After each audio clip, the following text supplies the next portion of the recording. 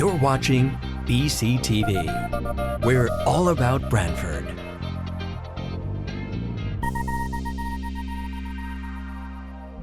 You're watching BCTV, Branford Government Television, a service of Branford Community Television.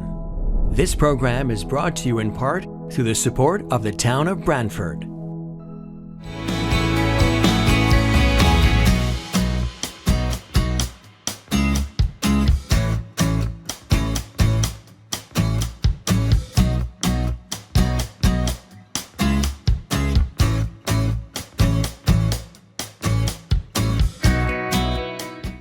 Okay, let's call this special meeting of the Branford Planning Zoning Commission to order. It is Thursday, June 23rd.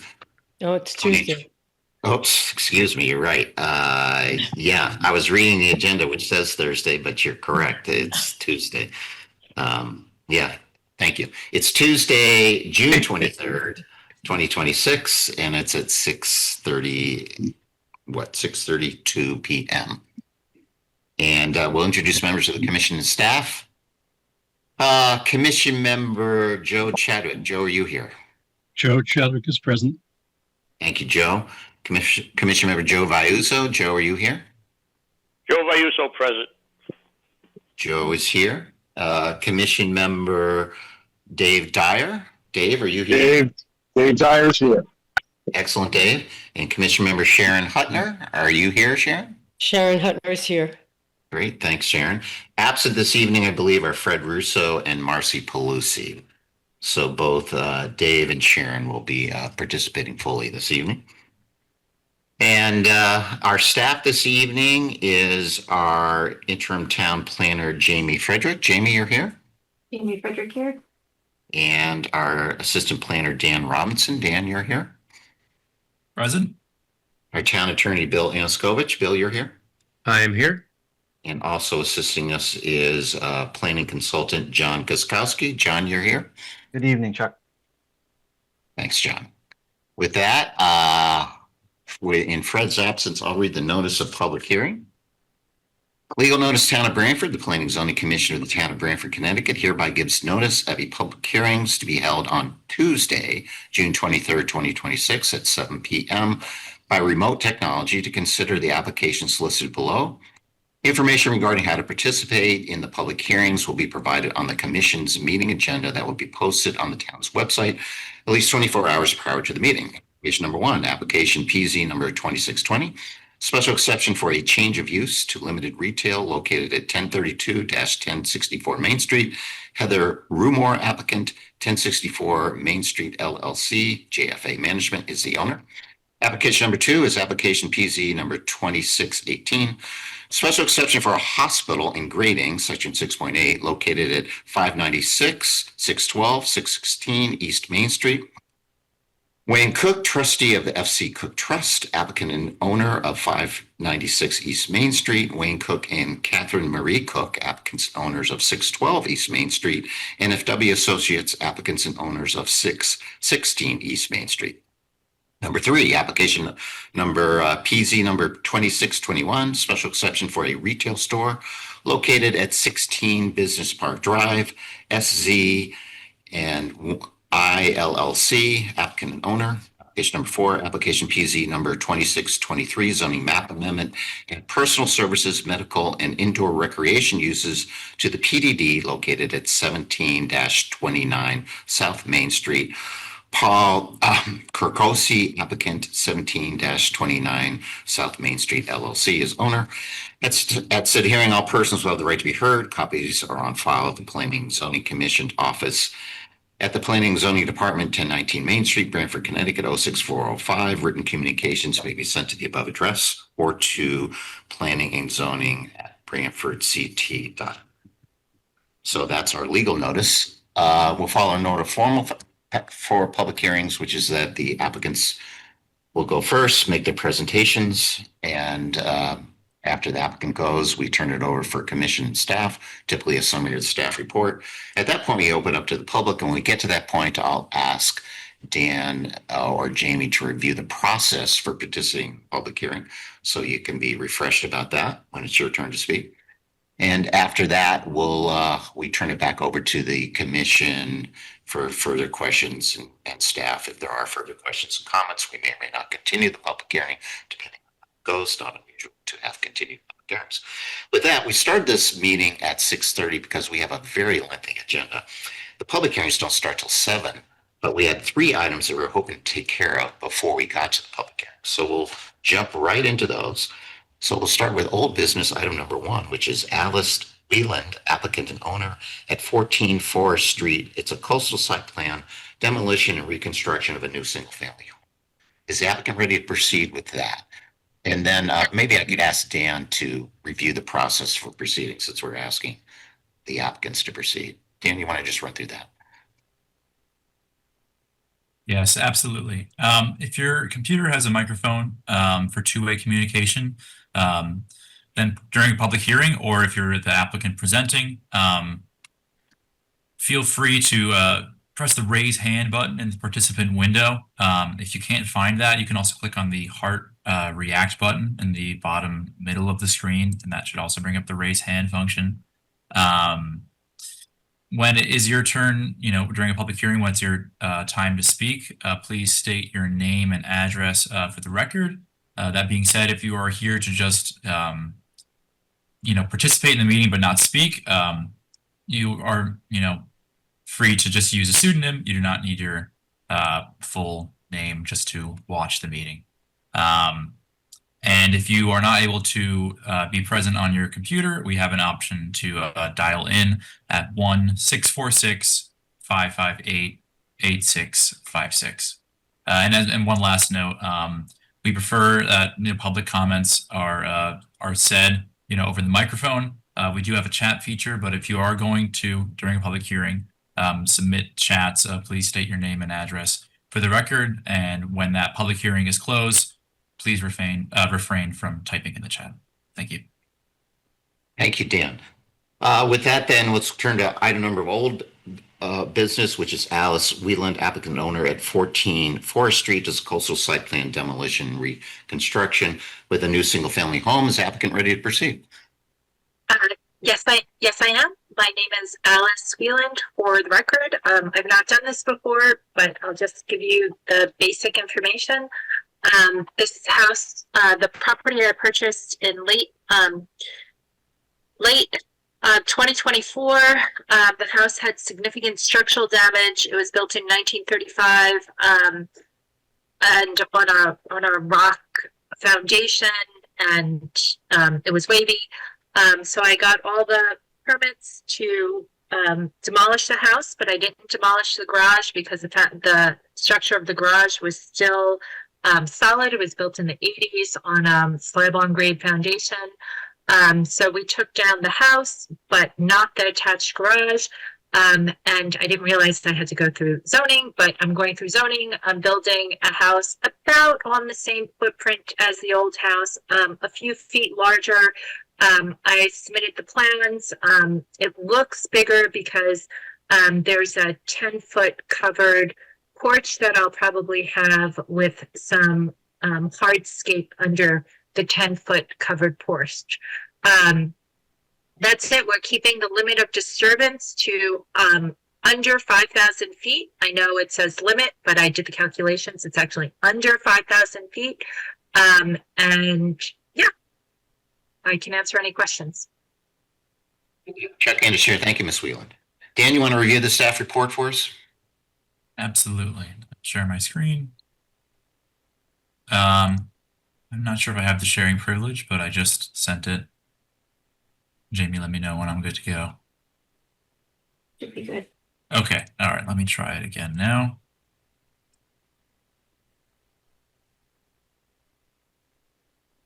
Okay. Can everyone see? No. Yes. Okay, great. Yeah, I'll zoom in here. So we're at 14 Forest Street. As Ms. Whelan explained, the house was demolished in 2025, but the garage with some floor space above was maintained. They're doing a slight expansion. I can show you right here in the site plan. The red outline is where the new structure will be, replacing the old house. There's the garage on the left. This hashed line there is the setback. As you can see, all of it is safely behind the setback lines. There's that covered porch, and they're adding a deck and stairs access to get into that floor space above the garage, but it's all one. The garage isn't, the upstairs garage space is not separated from the two-story residence. It's all one residence. It is a coastal site plan because single families were no longer exempt as of a law that was passed October 1st of last year. So new single family homes within the coastal management area are subject to coastal site plan review. A portion of this property lies within the coastal management area, so that's why we're looking at it today. It's in the R4 zone. These are the applicable bulk requirements. It's all behind the setbacks, and it's not taller than 35 feet. The lot's fairly large. It's at 0.7 acres, so there's no issue with lot coverage. In terms of parking, it's single family. It's a 2-car garage. There's sufficient parking. Creating and earth removal activities. The applicant, delineated the limits of disturbance on the site plan, and it did not exceed 5,000 square feet. So that's compliant. Standard soil erosion and sediment controls will be required. Silt fencing has been proposed to limit erosion and the movement of sediment for this application, and that those silt fences were shown on the site plan. The driveway is not going to be changed. As part of this application, there's a shared driveway with this property and the one to the west of it, but there are no changes associated with this application. Just here's an aerial view of what the applicant was talking about. There's the garage with floor space above that was maintained. Of course, the rest of the house was demolished, and this image is from this spring. So this is about what the property looks like right now. We can get into a rendering of what the home is going to look like. So there's that garage, of course, with the access stairs, and then there's that covered porch and the new single-family home that will be built.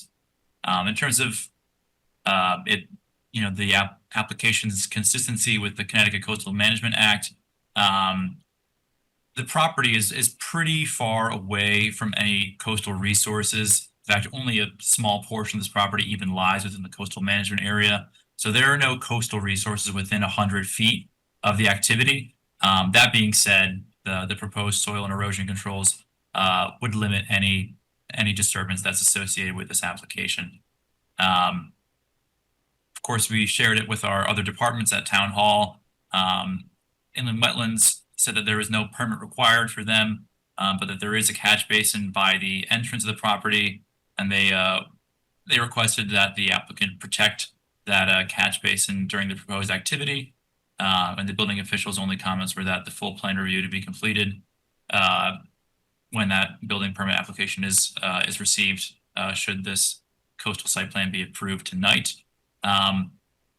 It's a staff recommendation that the commission approves this. We find it to be relevant to the criteria outlined in sections 5.1, which are the coastal site plan requirements, section 6, which is our basic standards, and section 9.7 as well. Prior to the fall of 2025, this kind of was what I was referencing earlier about the exemption for single families. That's no longer here. So a coastal site plan was required. However, there were no coastal resources on the site that necessitated us to refer it to CT Deep. So the only reason that this is a coastal site plan is that it's a new home that's slightly within the coastal management area. There really are no sensitive coastal resources nearby that I think the commission should be worried about. But there are those standard soil and erosion controls in place to ensure that there's no excessive disturbance. And these are our findings and conditions. With the standard finding that the project adheres to the Connecticut Coastal Management Act and incorporates conditions and modifications necessary to mitigate adverse impacts on coastal resources. And our conditions that erosion control measures shall be installed, that an inlet protection be installed to protect the adjacent catch basin on the northern side of Forest Street, and that no accessory apartment shall be established on the premises without securing proper approval from the Planning and Zoning Commission. This is in reference to the floor area above the garage that has its own bathroom. It doesn't have its own kitchen facilities, but this just kind of harps on that point that if an accessory apartment was desired, in the future, they need to come back for a special exception approval. That's all I got. Thanks, Dan. Questions, comments from commission members? Sharon Hutner here. I just have a comment.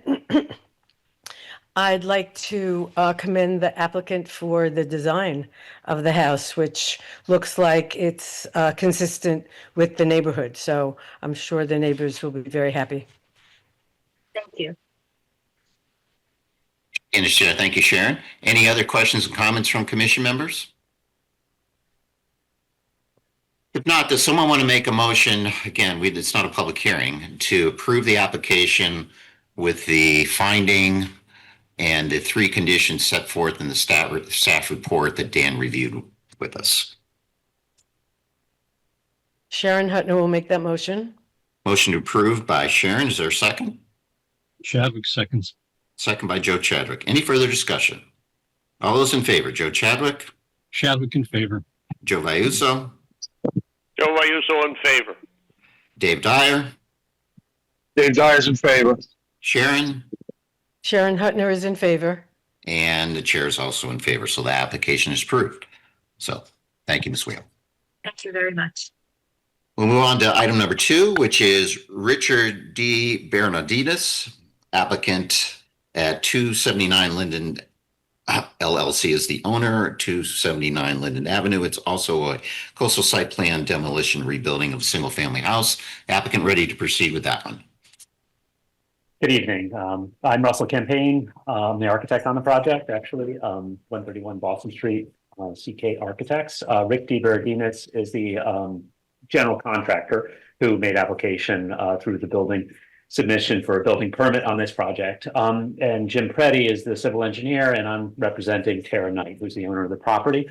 In 2023, we received a variance and a CAM approval actually from the Zoning Board of Appeals. I guess that's not applicable now, that it has to come before the Planning and Zoning, but we also went back in 2024 and presented the CAM again for an additional lot coverage variance for an elevator. And here we are before Planning and Zoning for the 3rd CAM approval on this property with no changes. But it's fairly simple. The house is older. It's non-conforming with regard to the FEMA and has to be raised, and really structurally isn't able to be raised. So we're taking it down, rebuilding it. It's substantially in the same footprint. We're actually making it more conforming in all aspects, bringing several nonconformities into conformity, as well as bringing it into conformity with FEMA.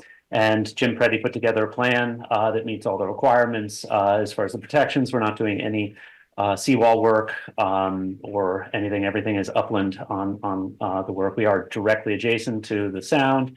But measures have been taken. It is a very tight site. We've discussed this. We have a very good contractor with how we're going to coordinate and protect. So I'm confident that that is going to go as planned. And I'm able to answer any questions that you may have. I can just share. Thank you, Mr. Campaign. Dan, you want to review the staff report? Yes, I will go ahead and do that. Share my screen. Okay, all right. So we are at 279 Linden Avenue. Mr. Campaign already gave the basics on it, but I'll just go through some of the details. It's in the R3 zone, but it is undersized at, around 4,000 square feet. So in this scenario, we're applying the R2 standards for the bulk requirements, and the property lies within the flood zone. It has to be elevated because this is a brand new home. Variances were secured in 2023 and in 2024 to reduce side yard setbacks, to negate the narrow streets requirement for front yard setback, and to allow to change the side yard setback again to permit the placement of the elevator, and to allow a lot coverage of 25.6% where 25% is required. The new home will be 3 stories tall, 2 floors for living area on top of a ground level 1-car garage. The property is located within the coastal management area, under the law update for October 1st, 2025. The exemption for single-family homes from coastal site plan review was removed. So that is why the commission is looking at it tonight. Here's a quick look at the parcel itself. The yellow is the property boundary. We have, of course, the sound on this side of it up here. And the red is the new footprint of the home that is proposed to be built, with the access stairs on the side. And then this box right here is where the elevator shaft would be. This is a rendering of what the house will look like. There's those stairs again, and then this is the elevator shaft, garage on the bottom, and then 2 floors for living area. And then this is our elevations as well. One thing to know about the height, it does not exceed 35 feet. The roof line, the elevator shaft does exceed 35 feet, but that is permissible under our regulations. We exempt elevators from counting towards the height measurement. So the height of the proposed structure is compliant. And that specific line about the elevators is in section 6.2 D. It's a building lot for R2 zoning requirements. The old house was in a legal non-conforming place. The new home will be elevated partially on the old footprint, reducing a side yard non-conformity, actually, extending to the north and south and west.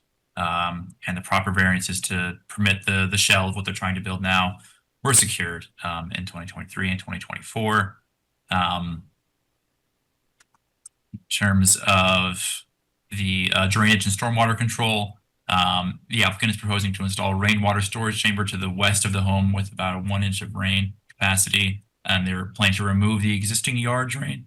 In terms of soil erosion and sediment control, they'll need to, of course, comply with the Connecticut guidelines for soil erosion and sediment control, and they've proposed silt fences to protect the coastal resources. This is a sensitive area as we're right on the water. One thing to note here, the driveway is planned to be relocated. The property has a legal nonconformity regarding a driveway width of greater than 24 feet at the street line.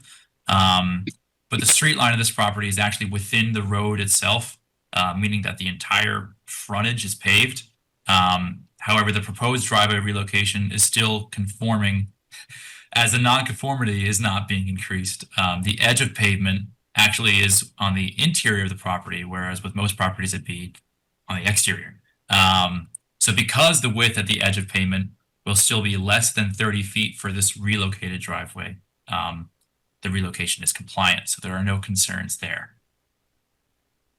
This is a photo of the old home. Well, it's the one that's proposed to be demolished. I believe this picture is from this year. As you can see, it's very close to the property line, but variances were secured to build the proposed home. For our coastal site plan criteria, the proposed activity aligns with the policies that are mentioned in CGS 22A-92.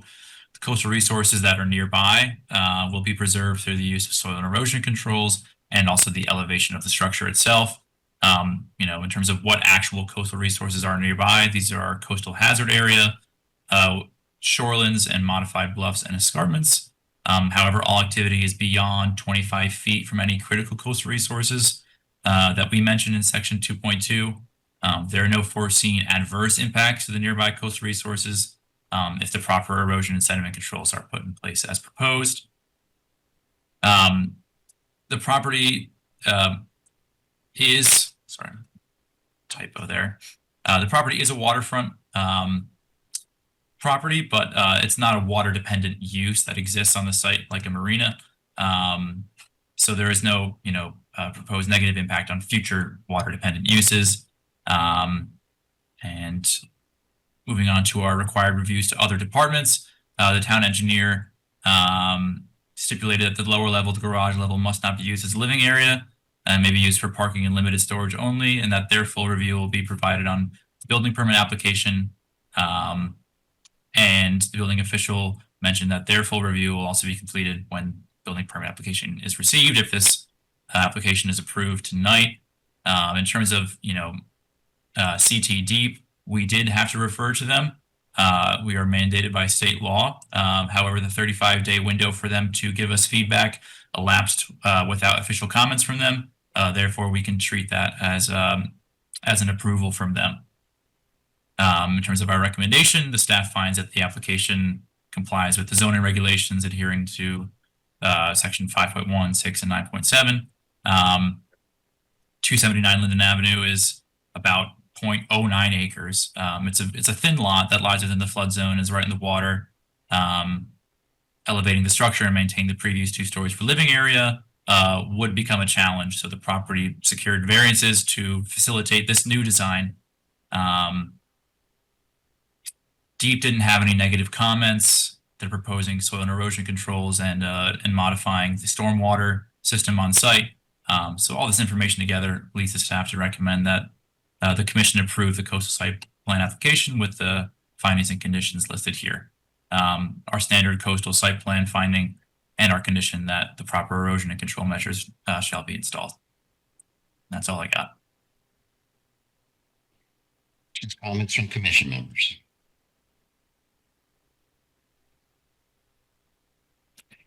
Hearing none, then does someone want to make a motion with respect to this application? And Dan has suggested a approval of finding of compliance with the goals and policies of the Coastal Area Management Act and the standard condition about erosion controls being installed prior to start of construction. Chadwick makes that motion. Motion to approve with the proposed findings and conditions made by Joe Chadwick. Is there a second? Ayuso seconds. Joe Vayuso seconds. Any further discussion? All those in favor, Joe Chadwick, Joe Chadwick is in favor. Joe Vayuso, Joe in favor. Dave Dyer, Dave is approval. Sharon Hutner, Sharon Hutner is in favor. and the chair is also in favor. So that application is approved. Thank you very Thank you much. very much. Thank you, Mr. Campaign. Okay, let's see if we can squeeze in item number 3 here before we start our public hearings. That's Jennifer Katz, applicant owner, 3 Waverly Park Road. This is a coastal site plan, also a demolition and rebuilding of a new single-family dwelling. Is the applicant ready to proceed? I am.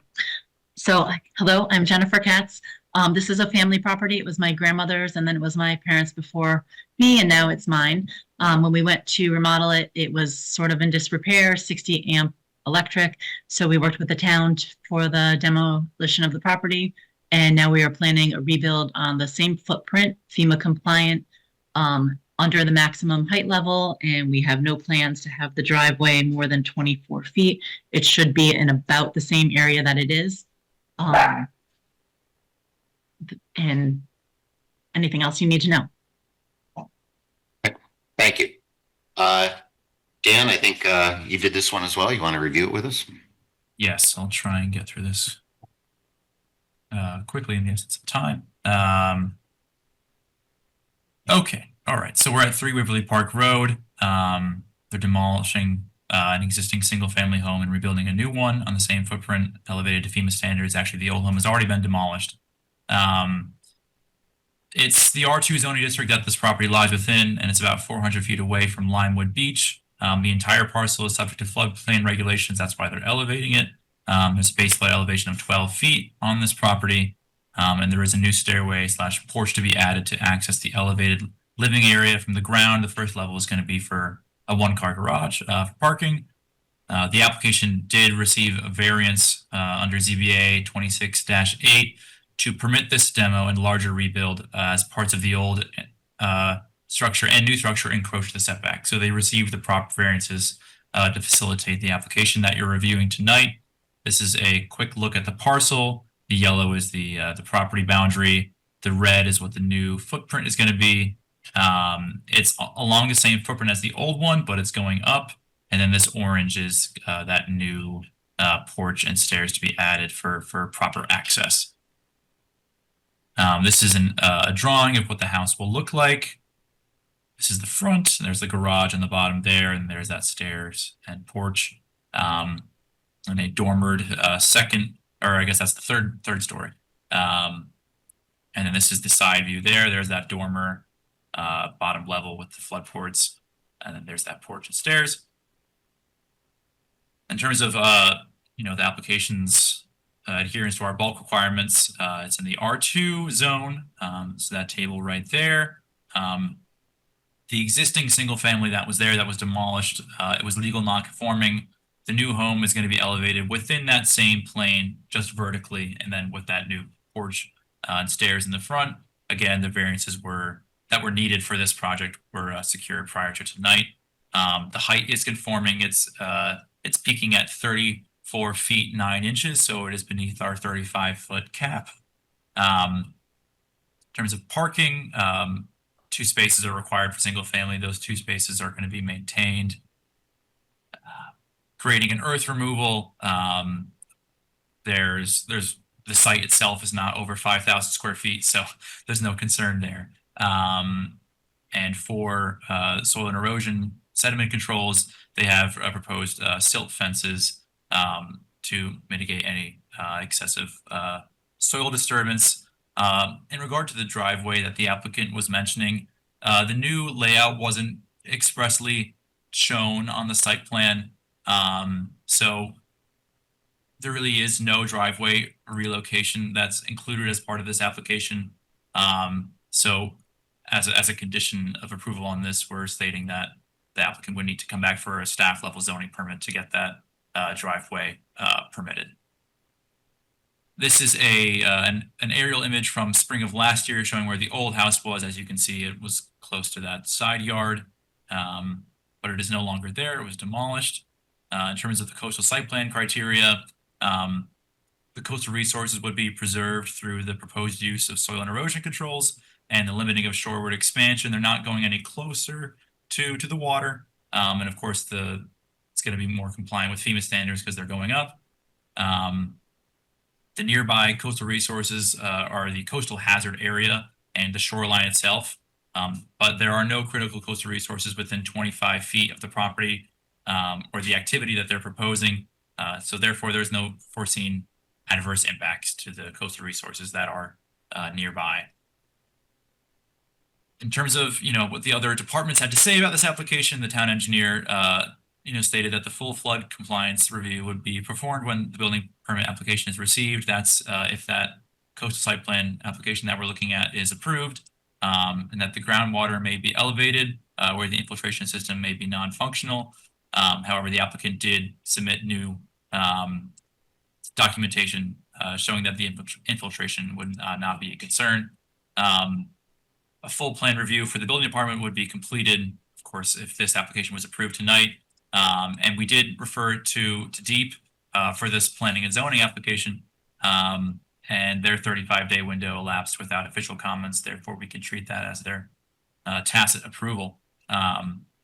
So we're recommending that the commission approve it. We find it to be consistent to the criteria outlined in sections 5.1, 6, and 9.7, like the previous 2 applications. It's about 0.08 acres. It's under 4,000 square feet. This would have been exempt last year, but it's not. It's nearby to coastal resources, but they're elevating it and they're putting the proper erosion controls in place to prevent any adverse impacts to any sensitive resources that are nearby.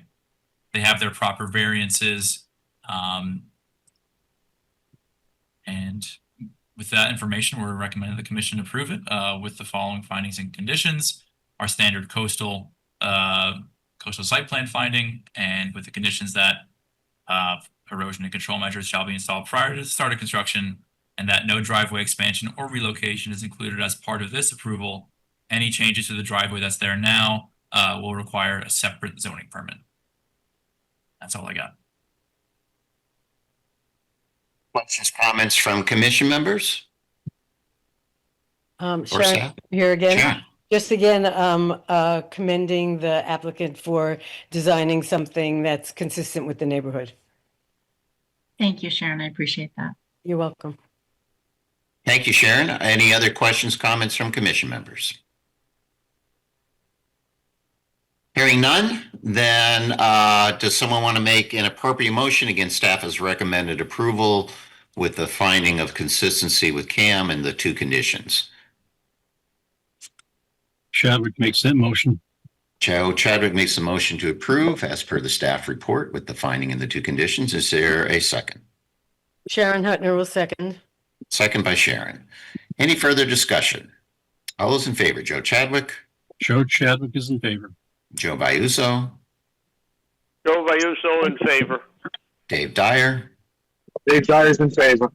Sharon Hutner, Sharon Hutner is in favor. and the chair is also in favor. So that application is approved. Thank you, everyone. Thank you. Okay, so with that, we'll proceed now to our public hearings on our agenda. So going item number 1 of our public hearings is Kevin Cisco, applicant, SBC Real Estate Group owner. This is 850 West Main Street, a 2-lot subdivision. It's not actually a public hearing, but there's actually 3 applications, one of which requires a public hearing. So we're going to hear all of those together, I presume. The second one is also the same applicant and owner, Kevin Cisco, applicant, SBC Real Estate Group owner, 850 West Main Street. This is a special exception, 6.8 for grading for a retail building. And the third one, again, this is not a public hearing, but it is a site plan. Again, same applicant and owner, Kevin Cisco, applicant, SBC Real Estate Group owner, 850 West Main Street. It's a site plan for a retail building. And is the applicant ready to proceed with these applications? Yes. So, hi, I'm Kevin Cisco with Bowler Engineering. We're the civil engineer of record, and we're located at 65 LaSalle Road in West Hartford, Connecticut. And like you just heard, I'm presenting essentially a subdivision of 850 West Main Street with a development on one of the parcels to be a O'Reilly's Auto Parts. And then with that comes the special exception for grading. So I'm going to go ahead and share my screen and we'll jump right in.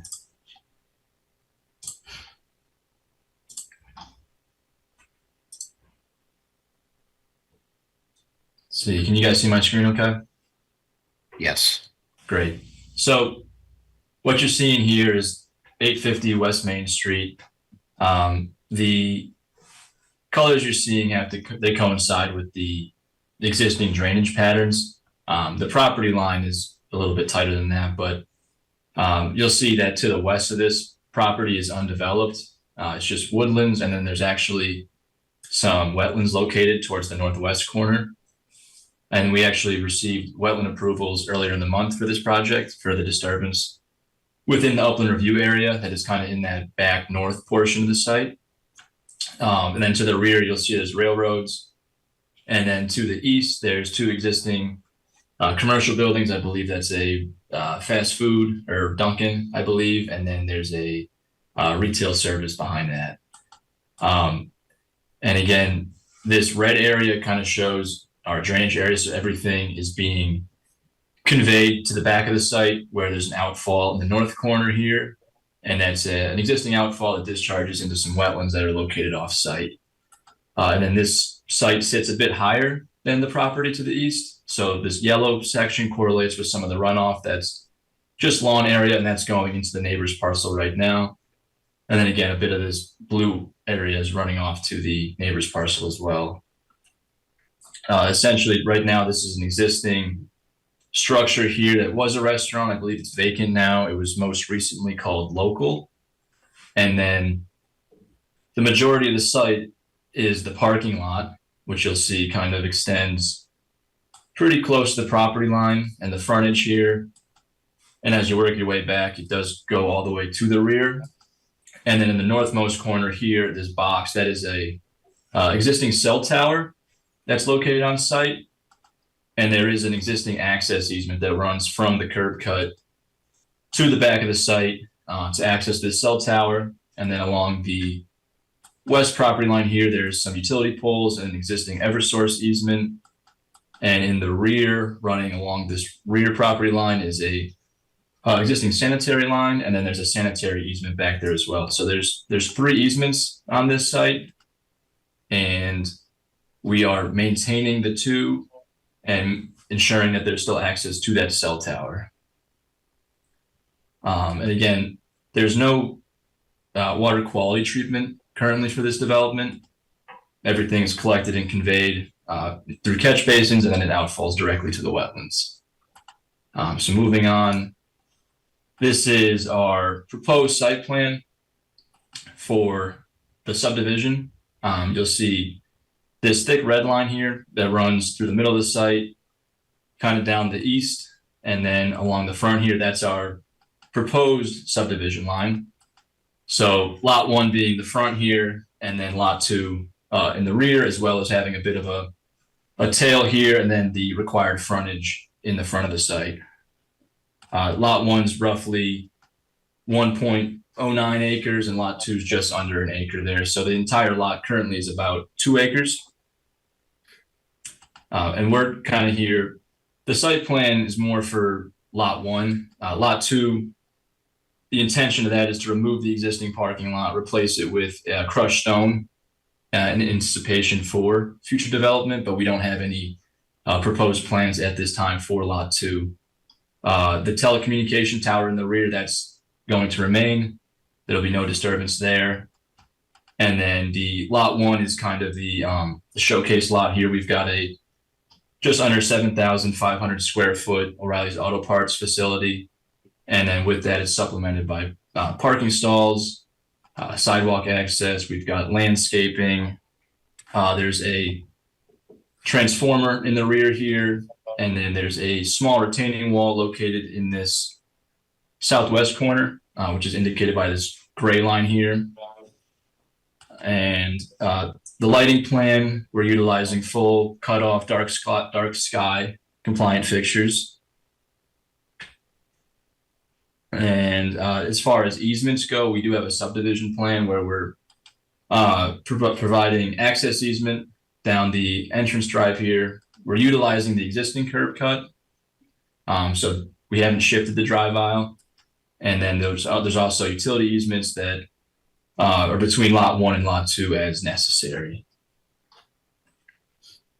As far as the grading plan, we're maintaining existing drainage patterns. We're actually reducing impervious on site. And actually, before I get too far ahead, there is an existing nonconformity on site. The impervious coverage for the entire site exceeds what the zoning regs require. We are reducing impervious, but lot 1 is still it's still technically not in conformance, but we're reducing existing nonconformity here. So you'll see the impervious surface is 60%. It's currently at just over 75%. Parcel 1 we're bringing down to about 70, and parcel 2 is within that 60% threshold. Going back to the grading plan here, we're maintaining existing patterns where we've got proposed inlets and stormwater pipes that are conveying runoff to the rear of the site. We're utilizing the existing outfall that was shown earlier. And as far as water quality, we're meeting all of the water quality manual standards for the 2024 Connecticut Water Quality Manual. We're reducing flows through the use of reducing impervious. And then as far as water quality volume, we've introduced a hydrodynamic separator, which treats the water quality flow for the site. So we've sized that to meet the requirements. And then we're actually maintaining the existing inlets in the back of the lot, which is on lot 2. And we've upsized a couple pipes to make sure that the future development, we've anticipated about a 23,000 square foot impervious surface. So this stormwater system will handle what we're proposing, as well as any future development up to that impervious area. And then there's a small grass swale located to the west of the building. And again, there's a little bit of runoff to the east, which is kind of how it's working in existing conditions, where some lawn area is going off to the neighbor's property just due to the elevation differences between the two pads. And as far as utilities for the site, we have 2 water service connections, 1 for each parcel, which was coordinated with Regional Water Authority. We've got 1 gas connection from West Main Street. And then we have a telecom connection from an existing utility pole along the front. electric service is being fed from the existing utility poles that run along the western property line. We're actually pulling off of the same pole that it's currently being pulled from, and we've proposed a new location for the transformer to be kind of located between the dumpster and the building. And then sanitary that runs to the north, where it eventually connects into an existing lateral that's being used at the moment, and then it ultimately drains to this rear where the existing sanitary line is today. So happy to answer any questions. I do have a full plan set if you want to look at anything else, but I figured I'd start there. Happy to understand. Thank you, Mr. Cisco. Jamie, I think you did the staff report on this one, on these three, actually. Do you want to review that with us? Sure. Jamie Frederick, Acting Director, screen share.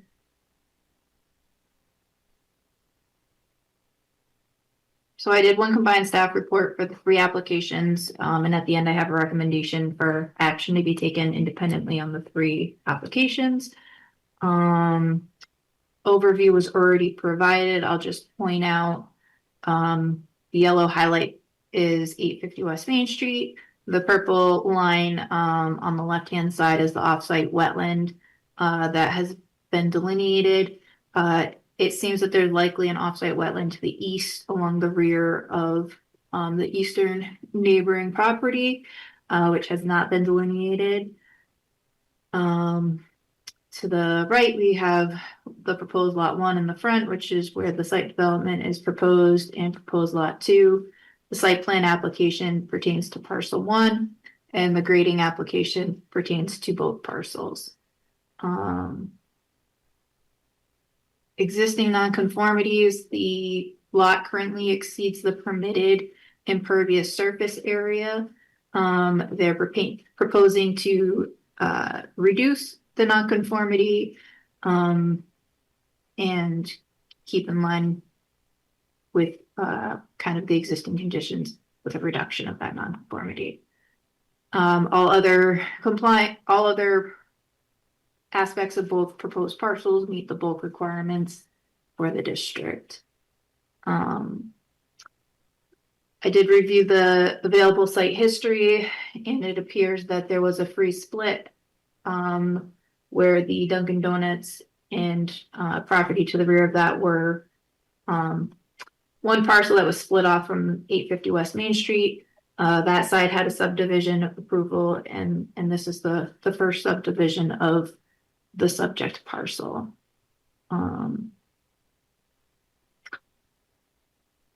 The two lots meet the bulk requirements, again noting that the impervious surface is non-compliant, however they're making it more compliant, and that pertains to both proposed parcels.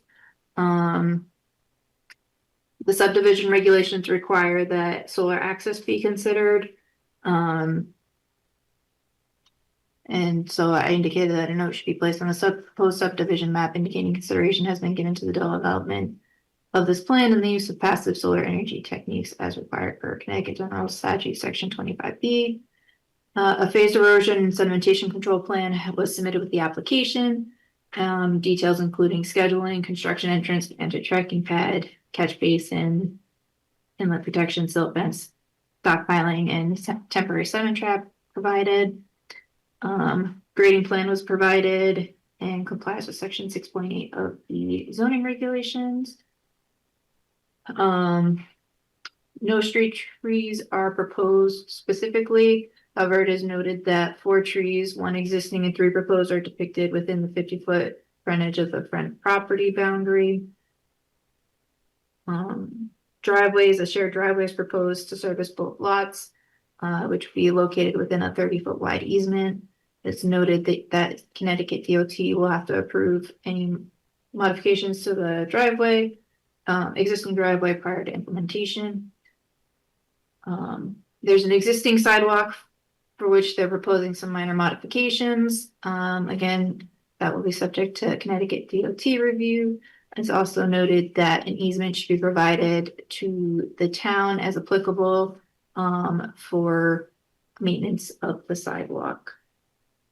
Both lots will be serviced by town sewers, and town engineer comments have been provided.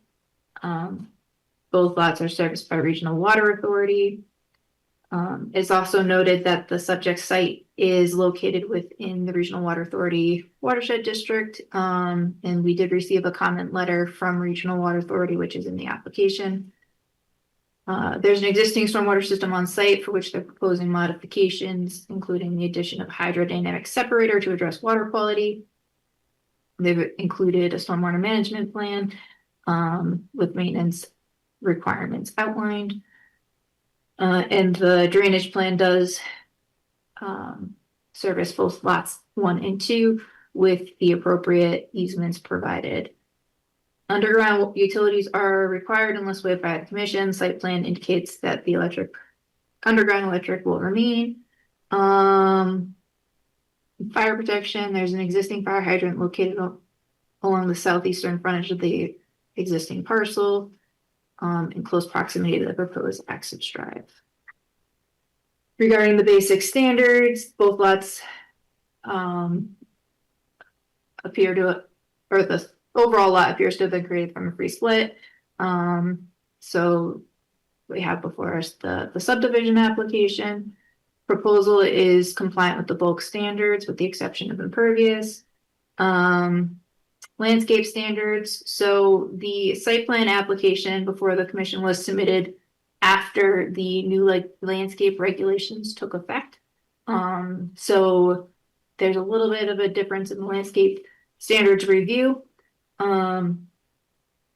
Again, or one of the big differences, limits of disturbance relative to the landscape plan. Limits of disturbance have been marked on the site plan. They're largely matched with the existing disturbance on the site from the current site development. The plantings proposed are natives and or cultivars of native plants. Again, the frontage, there are 2 proposed canopy trees and 1 existing tree remain on lot 1. And then there's another tree on lot 2. And there are site triangle concerns, so that tree is located a little bit further back. Residential greenbelt buffer is not applicable. They do meet the 1 tree per 10 parking spaces requirement.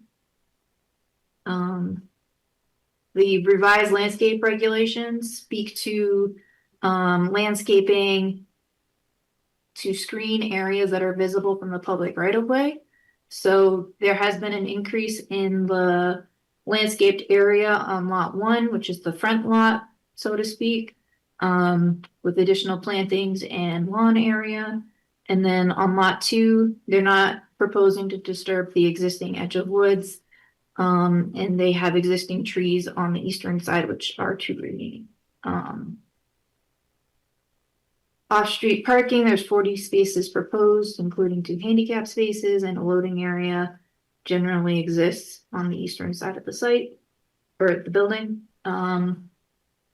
There's 1 pole-mounted sign proposed in the Route 1 setback. Details on size have not been submitted that I could locate in the materials.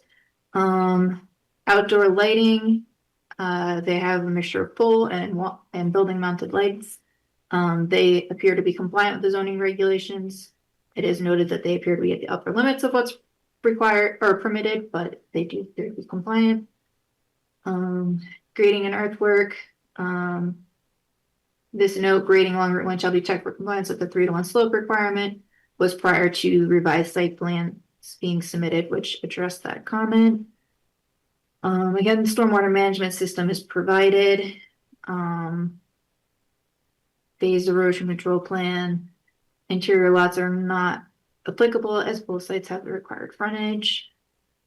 Again, it's a shared driveway to service both lots. They do have a retaining wall proposed in the front, which is at least 6 feet from parking spaces as required for the regulations.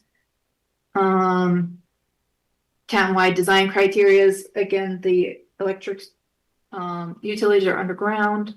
And then traffic, proposed use is not expected to generate any specific traffic concerns. Curb stops are proposed where parking spaces abut the buildings or sidewalks, and applicant proposes access from existing Route 1 sidewalk to proposed building on Lot 1, in addition to the existing sidewalk along Route 1. The proposed retail store use is permitted by site plan approval in the subject district.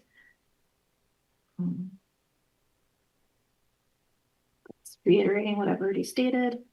Comments from other departments. Fire marshal indicated that full review will be completed when building permit is submitted. Town engineer comments were uploaded to OpenGov. Building official also stated to be reviewed when building permit is received. Inland wetland permit was approved last week. Again, I didn't update that comment. And then Regional Water Authority submitted a letter regarding their concerns. So there again are 3 applications: the subdivision for a 2-lot subdivision, special exception for grading and earthwork, and site plan for retail use. So possible conditions regarding the subdivision. We recommend that the map be revised to add some additional information as kind of suggested earlier in the staff report, and consistent with past practice, to show lot markers, indicate the consideration of solar, the standard notes required for section 502B1 of the subdivision regulations. And in regard to the town engineer comments, sidewalk shall be straightened out to the extent possible around the pole, and associated easement provided in favor of the town shall be shown on the plan. Reiterating underground utilities are required unless waived by the commission. The easement for the sidewalk along Route 1. Copy of DOT approval to be submitted prior to start of work. Filing. And proposed uses for each lot are subject to review as outlined in the Branford zoning regulations and must receive approval from WPCA as applicable. Lots shall not be used without the required approvals. And then regarding the special exception, which again is grading and earthwork, I would suggest a finding that is consistent with the special exception criteria. Prior to start of construction, sediment and erosion control measures shall be installed to the satisfaction of the zoning enforcement officer. Copy of DOT approval. If no use is approved for lot 2, traffic shall be restricted by means to be shown on the site plan, subject to staff review, to help ensure that proposed lot 2 doesn't become overflow parking or off parking lot for other uses without the proper approvals.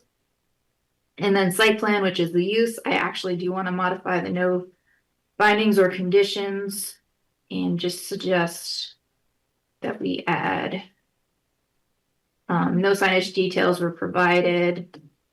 A separate zoning permit would be required for any proposed signage, so that we can review it for compliance with the zoning regulations.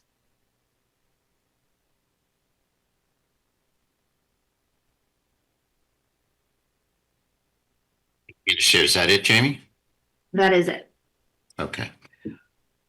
Jamie, one question I had is that you indicated that the town engineer submitted some comments to OpenGov, and frankly, I haven't looked at those. Do you recall what they were? I know there was some drainage stuff going on.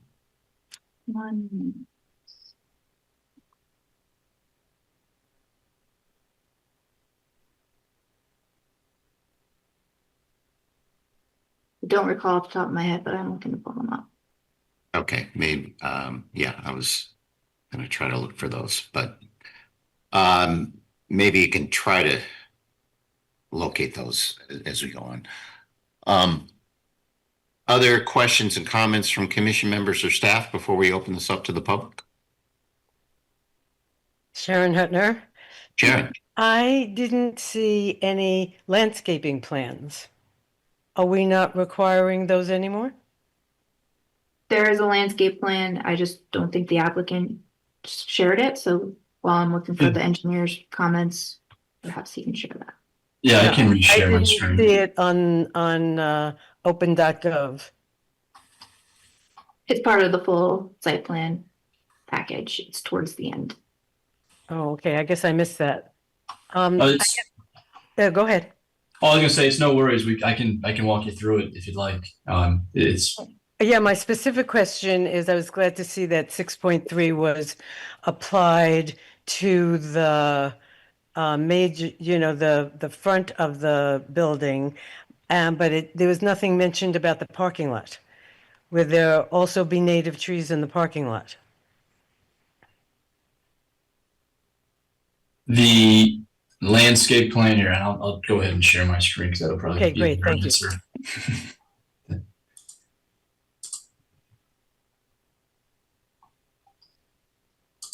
Let's see. Can you see my screen? And Yes. So the rendering here shows, I mean, I can bring you to the landscape plan, but I think that this rendering shows it a bit better. The main landscaping we have is in the front here, where we have, this is an existing tree, and then we're proposing 3 canopy trees along the frontage. There's another proposed tree here. This is all striped out for truck loading for O'Reilly's. That's their kind of their site logistics to get a truck in here and turn around appropriately without running over a curb or any plantings along this side.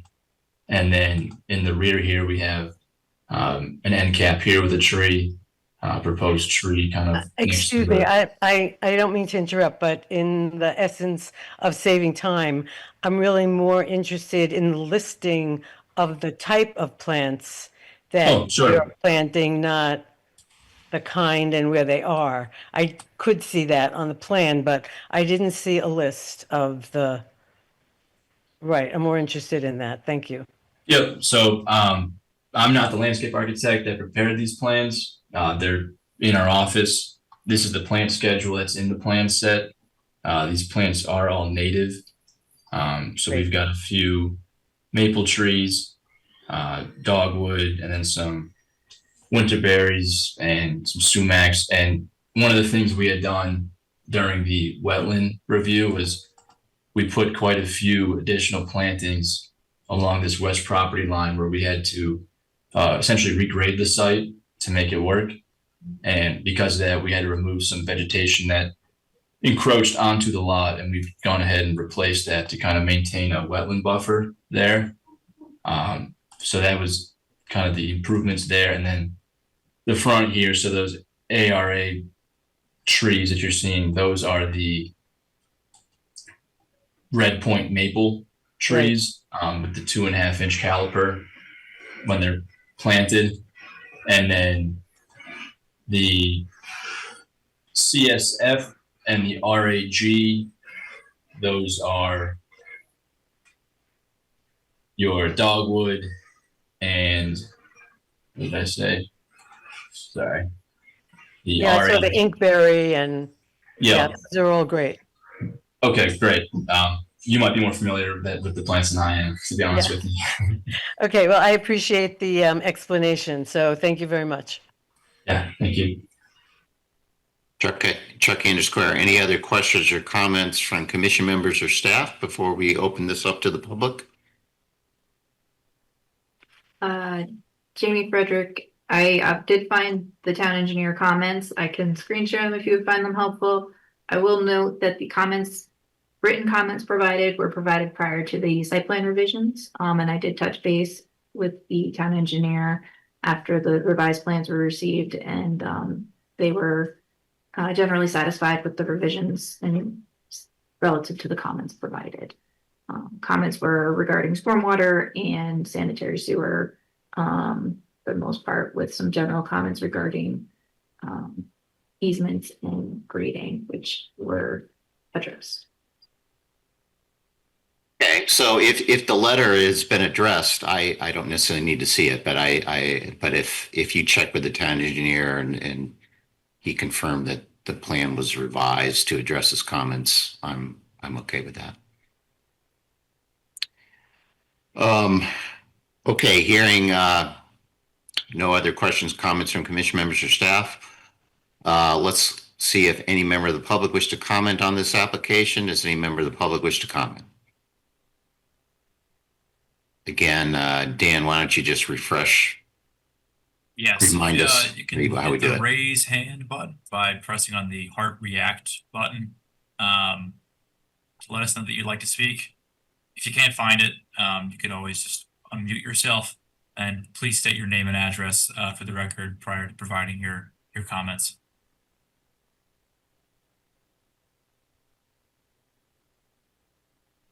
See anybody?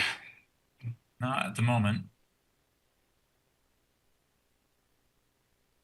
Okay, doesn't appear that there's any public comment on this, so does the applicant wish to make any additional comments? No, I'm all set. Thank you. Okay, and any further comments from commission members or staff? Mr. Alonso, were you trying to speak? No, I I saw was that not, you sorry. unmuted yourself. Okay, all right, just making sure. No, I'm all set. Okay, hearing no other comments from commission members or staff and no comments from the public or the applicant, I guess we can close item number 2, which is really the only public hearing on this, but close these matters for now. And then depending on how this goes, we will maybe able to take this up later on at our meeting. So thank you very much. Thank you. So that brings us then to item number 4. That is Heather Rumor, applicant. That's 1064 Main Street LLC, GFA Management and Owner, 1032, 1064 Main Street. Special exception change of use to limited retail. And my understanding, Jamie, tell me if I'm correct, is the applicant has asked, there were some outstanding questions, and the applicant has asked that we open and continue this one. Is that correct? Or This one, the notices to abutters didn't go out, so I would probably recommend opening and continuing without testimony to the July 9th meeting so that the proper notices can be sent. okay. So that was the regulations, the abutting property owners were not sent out. So we will simply open and continue this matter to our July 9th meeting. So if you're here on that one, we'll defer any testimony on this one. So we're all in the same position hearing it for the first time on July 9th. So that's item number 4. Item number 5, Wayne Cook, trustee of FC Cook Trust, applicant owner of 596 East Main Street. Wayne Cook and Catherine Marie Cook, applicants and owner of 612 East Main Street, and NFW Associates, applicants and owners of 616 East Main Street. And those are the applicants and owners, and the address is 596, 612, 616 East Main Street. This is a special exception for a hospital, section 6.8 and associated, section 7.8 and associated grading, section 6.8. Is the applicant ready to proceed? Thank you, Mr. Chairman. My name is John Nuff. I'm an attorney with an office at 42 Cherry Street in Milford, Connecticut. I'm here tonight on behalf of Encompass Health Connecticut Real Estate LLC, which is the contract purchaser of the 3 subject parcels. They consist of approximately 20.63 acres, and we're located in an IG2 zone. As you noted, Mr. Chairman, there are 2 special exception applications pursuant to 4.8.J, which is your institutional use section of your table of uses. We propose a hospital, which is permitted subject to 4.8.J.7, and then also, as you noted, a grading and earth removal special exception as well. One housekeeping note, we have provided our proof of mailing of the public hearing to your town staff on June 15th, and those went to everyone within 100 feet of the property. We know that you have a lengthy agenda, so we plan on being thorough but concise. I want to give you a couple of highlights before we get into the meat of our program. Encompass proposes to construct an inpatient rehabilitation hospital treating those recovering from serious injury or illness, including stroke, traumatic brain injury, and spinal cord and orthopedic injuries. It will offer individualized treatments such as occupational, physical, and speech therapies. The average age of our patients will be about 75 years old, and the average stay will be about 2 weeks, after which they will return home to their own residences. The hospital does not treat emergencies, so we will not have any ambulances delivering patients to the hospital, and we do not treat those who misuse drugs or alcohol. We initially proposed the first phase of 50 beds and then a second phase of 30 beds. And we'll specify where that location is on our site plan when Eric Lindquist, who's our professional engineer, has an opportunity to address you. In short, this is a really wonderful opportunity and an asset for the town of Branford that you can have this type of facility that can provide crucial treatments to patients within the community and very close to your loved ones. So Edmund Ball, who is the Chief Real Estate Officer from Encompass, will be providing a bit more detail in a few minutes, but I did want to provide a few other comments specific to our application. First, as Jamie's thorough staff review notes, we have received wetland approval after a multi-month public hearing process with the Inland Wetland Commission. There was a very thorough third-party review of our application, which not only reviewed impacts to wetlands, but also our stormwater treatment system, and that our wetland approval includes a number of conditions that have found their way into your staff report regarding tonight. So obviously, we cannot do anything until we comply with all the conditions within our inland wetland approval. That's already part of the record in this application. That positive review by your wetland commission and by the peer reviewer was facilitated by the fact that the vast majority of our property is going to be left in its natural state. We're only developing that portion of the property which has previously been developed and mown. We are proposing 8% building coverage, where 30% is permitted. We're proposing 22% impervious coverage, where 60% is permitted. We propose, on our own volition, and it became a condition of approval, a conservation easement along the steep slopes adjacent to the river. That conservation easement is approximately 5 acres or 25% of our site. In addition to that, we will have very limited traffic impacts.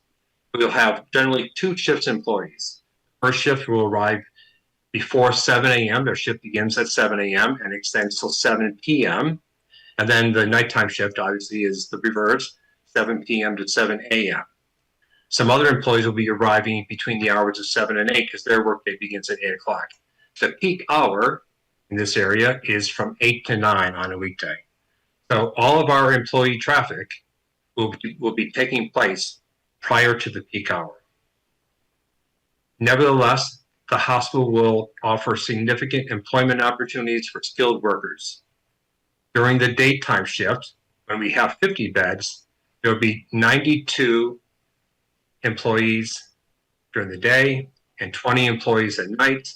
And then once we expand to the full 80 beds, there will be 134 daytime employees and 30 nighttime employees. So very significant employment opportunities.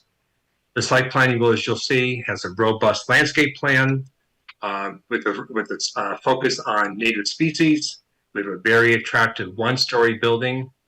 So if you look at the permitted uses and special exception uses in the IG2 zone, and you look at the potential gold standards and the traffic that could be associated with those, and you compare them with our employment opportunities and the real property taxes that we will be paying, it's impossible, it's almost impossible to conceive of another permitted use that will have a greater positive impact on the community with virtually no negative impacts of any kind.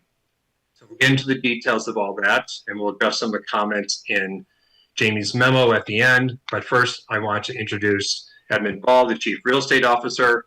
And then after that, you'll hear from Eric Lindquist, who's a professional engineer with Ty & Bond. Our architect, Eddie Alonso, is here from Gresham Smith. And then Craig Yanis is our traffic engineer, also from Ty & Bond. So with that, I give you Edmund Ball from Encompass. Thanks, John. Can everyone hear me okay? Yes. Great. Like John mentioned, I'm Edmund Ball. I'm Chief Real Estate Officer for Encompass Health. I'm based in Birmingham, Alabama. I recognize probably don't sound what you might think a person from Alabama sounds like, but I appreciate you having us tonight and incorporating us into the agenda. As John mentioned, Encompass Health is one of the largest inpatient rehabilitation providers in the country. We currently have 175 hospitals in about 36 states. We choose our markets really based on the need. We work with Medicare and publicly available medical data to determine that any hospital we build will be filled up and really utilized not only by the community in which it is literally located in, but from the immediate area. We recently opened a hospital in Danbury, Connecticut, which has enjoyed a lot of success. And we have a few more established hospitals around Connecticut. But like I said, we determined that there is a great need in the Branford area. And we're excited and really pleased to find a site that works with our site plan. I'd be happy to answer any questions or concerns, as it were, for regarding our use, and we'll otherwise turn it over to Eric, our civil engineer. Good evening. Thank you for that, Edmund. For the record, my name is Eric Lindquist. I'm a senior project manager at Ty & Bond, and as John noted, a licensed professional engineer in the state of Connecticut. So I will begin by sharing my screen and going through a few slides here. Let me know if this doesn't come through or if I need to do anything differently. But what you see before you is a rendered site plan of what the proposed development looks like. This is the full build-out scenario. That's what the application in front of you is for. As John noted, there'll be a second phase. This will be broken up into two phases. Essentially, the entire building site will be developed as part of phase one. So all the infrastructure for the building will be there to sustain both the phase one and phase two construction. The perimeter looping road, all that will be constructed as well. In red is the area of the building that is the phase two portion of the site. When Eddie speaks, the architect, he'll go more into depth on the architecture and floor plan and how that's broken up. The only area, we haven't done the phasing plans yet, but the only area that may not be constructed from the site would be this small parking area in the back here, which is intended for the rear portion. But the balance of the site, drainage, utilities, infrastructure, all of that will be going in under phase one. So as we go into the site plan, as you can see, this is just essentially the same thing without the color. We front loaded the accessible parking out front. This is where the main drop off for the building will be. This is essentially the same layout that is done for all their sites. It provides great circulation. We will have one entrance that is essentially where the existing entrance is, where if you've been out there, you see the big apple for the orchard. That main entrance there will be maintained. The second egress point is further down the hill. That will be a new curb cut, but we'll be getting rid of the other curb cut for the existing residence that's over in this area. So we'll still be maintaining two curb cuts for this development, which will provide for us to have the circulation we need for deliveries, for fire access and apparatus for good circulation and 360-degree access of the building. Other than that, the site is fairly straightforward. As was noted, this is a one-level building. So grading around the site is pretty flat. There's a central knoll on the site. When we get into the grading, you'll see it a little better, but that's, the only place we'll really be cutting is around the eastern edge of the property in the central portion. The balance of the site will be in more of a fill, which is why we have a wall over on the western side of the site. It's a wall that meets the zoning requirements. It's only 8 feet in height. And that's the main real area of fill on the site as well. One thing I forgot to mention on the rendering, I wanted to kind of point out here, the darker green on this represents the area of natural forest on the site. The light green is essentially what will be the developed portion, but it is largely what is the developed portion now. This is all existing grassland and field in this area. There's some existing parking lots here and existing buildings and homes. The only area we'll be cutting down a few trees is along the frontage, and when I get to the landscape plan, I'll be able to show this better. As well as a little bit along the edge here where the wall is at its steepest point. We had to clear down to kind of make access for the grading. But by and large, the vast majority of the site is through previously disturbed areas and will be a big part of how we designed the site and laid it out. was to take advantage of that and make sure we're leaving as much of the natural buffer and vegetation on site as possible. So as I noted, this is the fire apparatus going through the site. It easily is able to maneuver through the site and gain full access, 360-degree circulation. So that's showing great circulation and visibility. As part of the grading, which, like I said, when I get into the drainage, you'll be able to see a little better. We did pull back some of the trees along the frontage, as well as some of the grading to provide for sight lines. Currently, sight lines aren't great out there, and we've just improved upon them to give us the required sight lines we need to be able to see oncoming traffic. Is because we're located a little bit on a corner here. There's also a little bit of vertical geometry there. And the hillside comes kind of close to the roadway as well as some of the trees, and they really block your ability to see as you leave these driveways. And that's an existing condition too. Some of these driveways really don't have good sight lines now.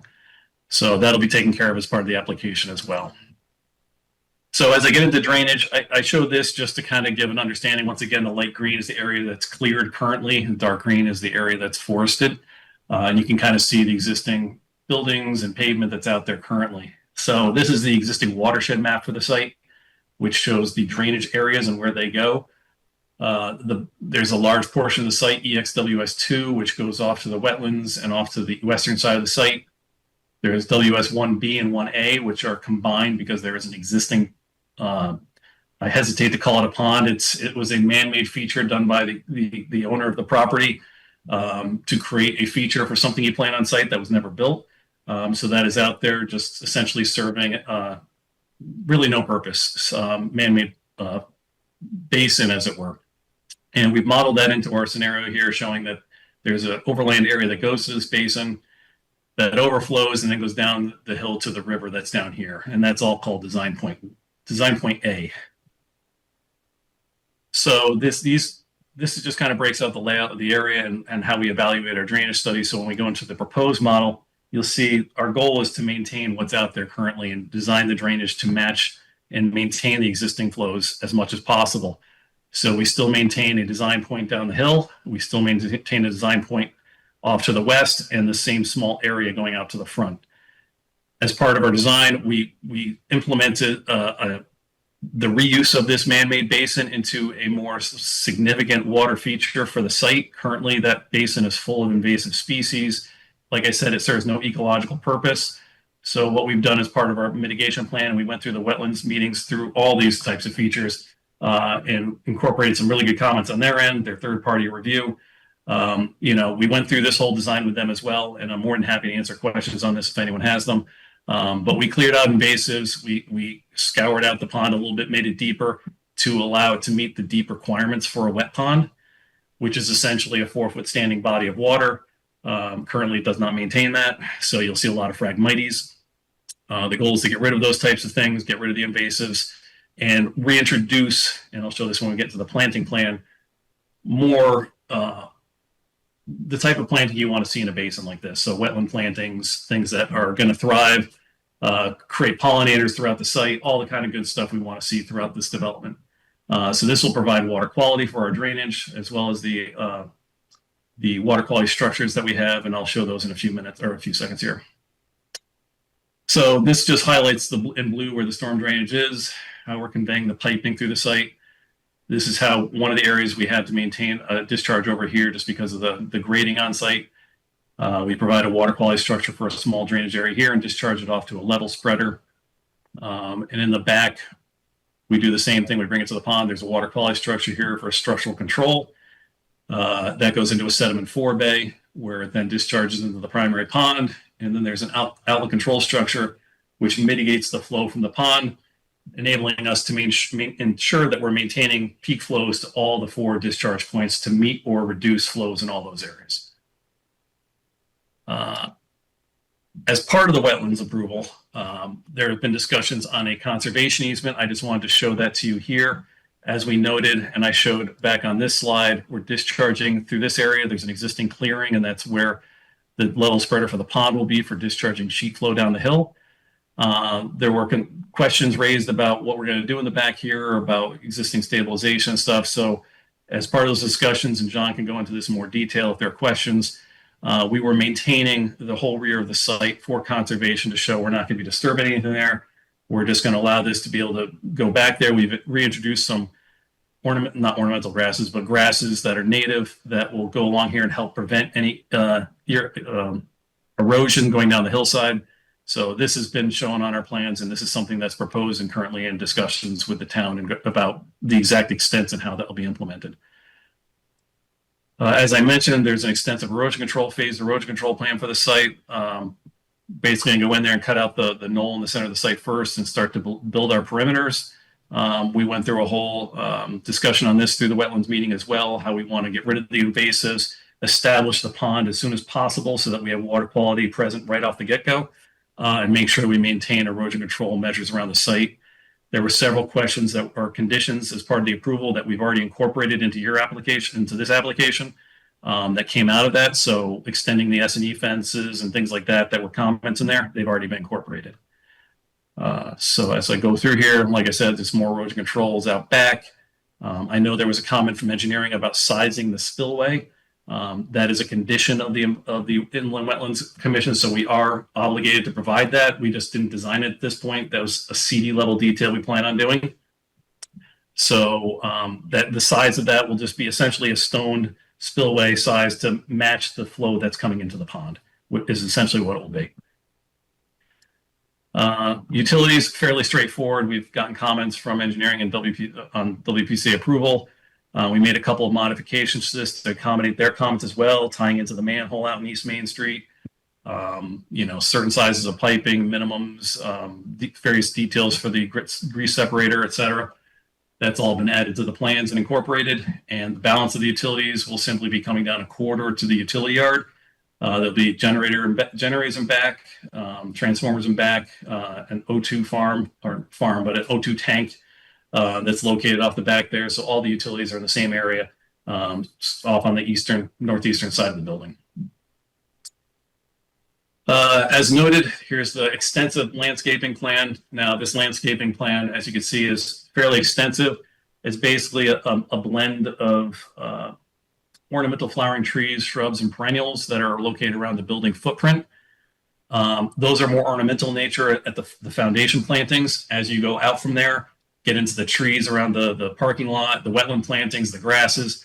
Those are all native species, all the things we want to maintain out there. So all the trees are native. Like I said, the only thing that's really non-native are the ornamental stuff right along the foundation walls, just the flowering shrubs and things of that nature. But the balance of the site and essentially as you go away from the building, it gets native.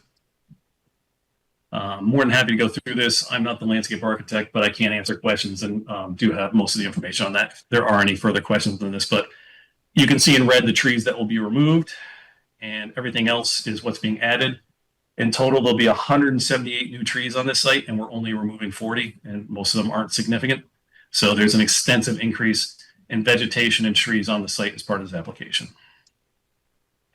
And this just shows the wetland plantings, how, like I said, we're removing invasive species from around the pond, and we're going to be adding in shrubs and various other more conducive wetland plantings and seed mixes and stuff to the basin. As well as one of the comments was to add some grasses around the discharge to help with erosion, which we've added to the plans as well. Here is a copy or some photos of the deciduous trees that are going to be on site. I can zoom in and show any of these, but this is essentially the trees that are being used on site for evergreen deciduous, as well as the understory trees, the smaller, more ornamental trees. As you can see, there's a blend of shades of leaf foliage and everything else. The design approach is to have these things flowering at different times of the year, so there's always some sort of pop or bloom that is around the building to make this look really nice. So that is really the intent here, is just make this an attractive landscaping environment throughout the year. And then these are the shrubs and the more ornamental, lower growth things, as well as the wetland plantings. Lastly, lighting. Lighting was designed to meet the town requirements. I believe it's a 24-foot pole, if I'm not mistaken. I didn't write it down. I forgot to before I got up here, but we made sure to match the foot candle requirements around the town. There was a question about whether the building was included with the to have a comprehensive lighting plan. Building lighting was not included with this. This is just site lighting. However, the lighting on the building are essentially wall packs, and Eddie maybe you can speak to this as well, but basically it's going to be the same thing that was done in Danbury, if anyone's seen that building. They're small lights that reflect straight down. They don't have any uplight. They're really designed more to accent the building than to provide lighting around the site. So I would just say that they're not going to impact the photometric numbers, especially around the perimeters at all. There's canopy lights as you come under that are shining straight down. There's no light shed around or anything like that. So it'll be a fairly straightforward plan. And while it doesn't include those lights, like I said, it's really not going to affect the photometric numbers. And having said that, that concludes my remarks, and more than happy to pass it along. Thanks, Eric. I'm just going to make one comment before Eddie addresses the commission. If there's any questions about the stormwater basin that's going to be converted from the current pond, that was the subject of, I would say, intense scrutiny by the Wetland Commission, to their credit, as well as by the peer reviewer, and as well as Jamie Frederick. And so if you have any questions, we can get deeper into that. But I can assure you that it was the receipt of a lot of careful thoughts by the Wetland Commission, and they ultimately decided that it was the right way to approach stormwater, and they were very satisfied, particularly with a few minor conditions that the peer reviewer has suggested. So with that, I'm going to give you Eddie Alonso, who is our project architect. Good evening. My name's Eddie Alonso. I'm a vice president and healthcare architect with Gresham Smith. I'm based in Birmingham, Alabama, and I'm happy to share with you the exterior of the building and the floor plans, as well as some elevations. I'll share my screen here.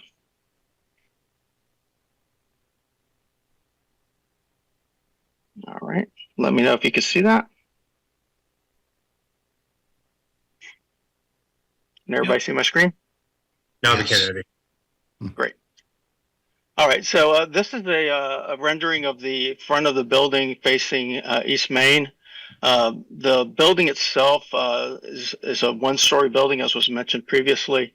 It does try to emphasize the main entrance of the building and the lobby to provide intuitive wayfinding. We do that through several types of mechanisms in the facade of the building. So we both do that by materials and also the scale of the building. So we utilize some taller parapets and some of the larger spaces that face Main Street to become a very easy wayfinding device for the visitors and patients coming to the site. The front entrance main canopy is located right off the main lobby at the front of the building, easily identifiable. And again, it's cladded with a stone veneer, which wraps around the entire building to provide that level of protection at the base of the building throughout. We also utilize glass and metal to emphasize those public entryways and keep spaces that we want to bring attention to for the public to access the building. As Eric showed as well in his landscape plan, we do utilize a lot of landscaping around the building to break down the scale of the building and also provide some visual interest both outside and inside of the building, looking out to the surrounding areas for the patients and staff to enjoy. In reviewing the plan itself, just wanted to give you a brief understanding of how the building is developed and laid out. So the right side of this building is essentially the what we call the therapy portion of the building. So it will house the therapy gym, speech therapy rooms, the ADL suite, which is a simulated home environment that the PT staff uses to help the patients acclimate to returning home at some point. So this also incorporates the dialysis unit and also has administrative suite and also the dining and kitchen areas of the building. On the rear side of the building, on this side is also the maintenance and service areas of the building, along with the service yard. And we try to utilize the bulk of the building to screen off that area of the site as much as possible. On the right side on the left side of the screen here, you'll see in blue the 50-bed nursing unit. That is developed around the central main nurse station that provides visible visibility of all the patient corridors. And the other thing that's a main feature as well is the public day room space, which is prominently shown on the front of the building. It provides that level of access for patients to be able to have a very recreational and comfortable environment to be with their loved ones when they come to visit as well. And then you'll see in the middle of the plan also a therapy courtyard, which is also utilized for the public as well during non-therapy hours. But that area provides an area for recreation and therapy at the same time. And then in the evening, it usually shifts to more of a recreational gathering point for visitors and their loved ones. And then lastly, I'll show the elevation of the building. Again, this is a one-story building. We do utilize those higher spaces or gathering spaces that we can provide a little bit taller ceiling environment to create some visual interest and break up the facade of the building. And then we also maintain strong screening elements of the mechanical units and just trying to make this as pleasing a facade as possible for the hospital and then the community that will be visiting. That's all I have. Welcome any questions, and if not, I'll turn this over to Craig to speak about traffic. Thanks, Eddie. All right. Yeah, let me share my screen here. Can you all hear me okay and see my presentation? Great. Yep. So for the record, Craig Yanis, Senior Project Manager at Ty & Bond. I'm a professional engineer, professional traffic operations engineer, and a roadway safety professional. I'm going to go through an overview of the traffic statement that we prepared for the project. So first, I want to show the delayed here. Are you able to see the study area?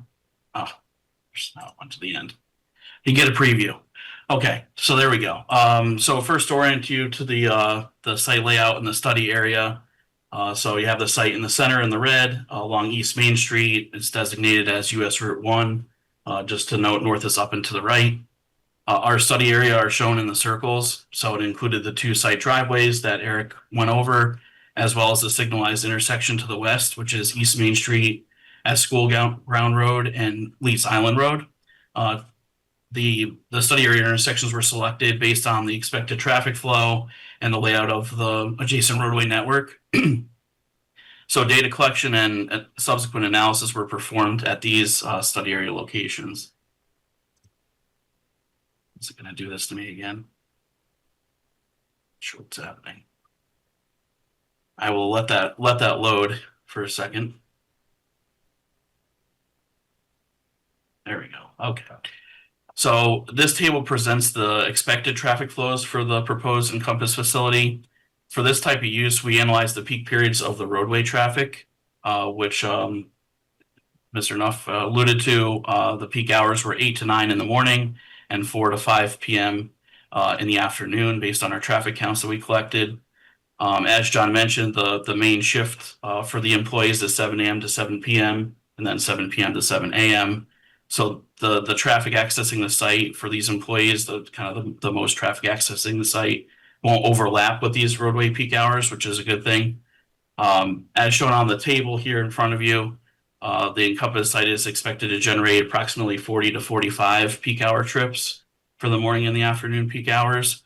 These values are based upon the Institute of Transportation Engineers trip generation manual, along with our review of the employee projections and shifts from Encompass.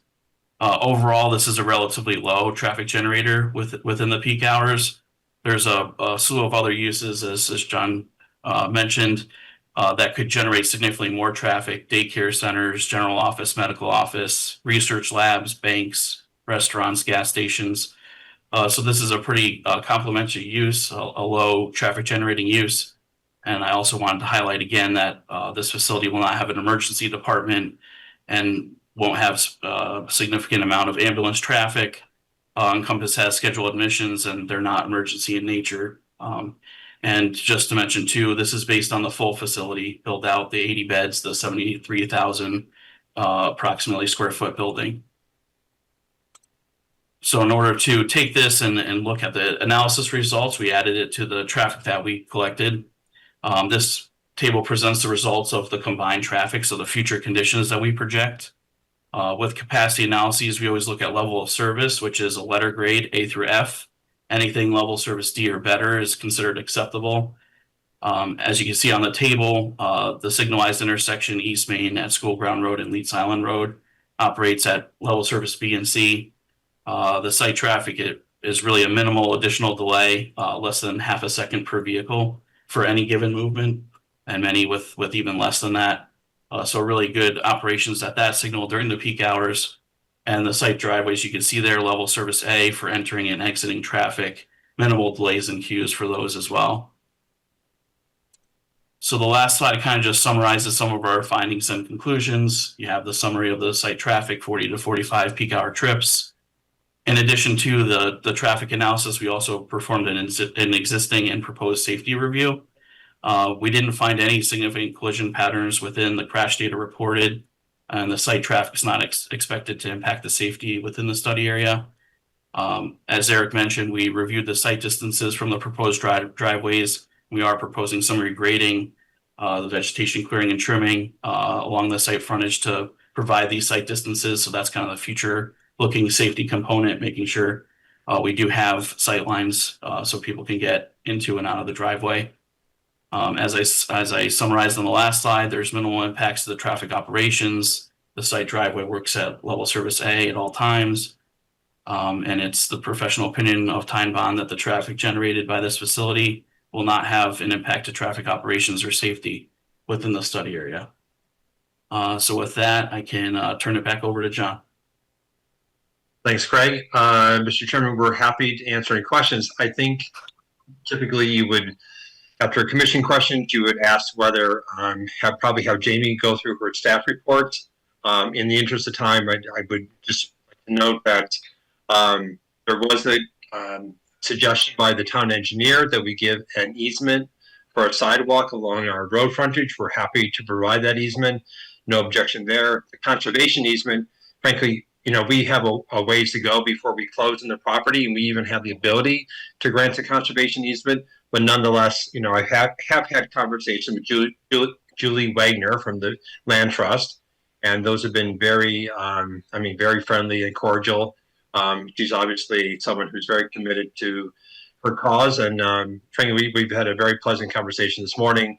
So we're looking forward to working with the Land Trust and with the town in terms of granting that conservation easement, providing an easement for the sidewalk. The fire department said they will do their review once we submit for our building permits. I think everything else is pretty straightforward. There was a condition regarding our spillway detail, and that's a condition of our wetland approval. So obviously we'll be doing that. So I think that probably addresses most of the things. Typically we would be doing a response to comment letter. And when Eric and I read Jamie's memo and talked about it, it's like, her staff review, while thorough, is sort of unremarkable and in need for a specific response. So we're happy to answer any questions, and hopefully, that review of her memo saves you a little bit of time. Thank you, Mr. Nuff. Why don't we go ahead, Jamie? I know we have a comment. You prepared an extensive memo that maybe you can review, hit the highlights with us. And I think there's a question for me that we got something from our town attorney as well. I'll ask him to go over that. So Jamie, you want to review your staff report?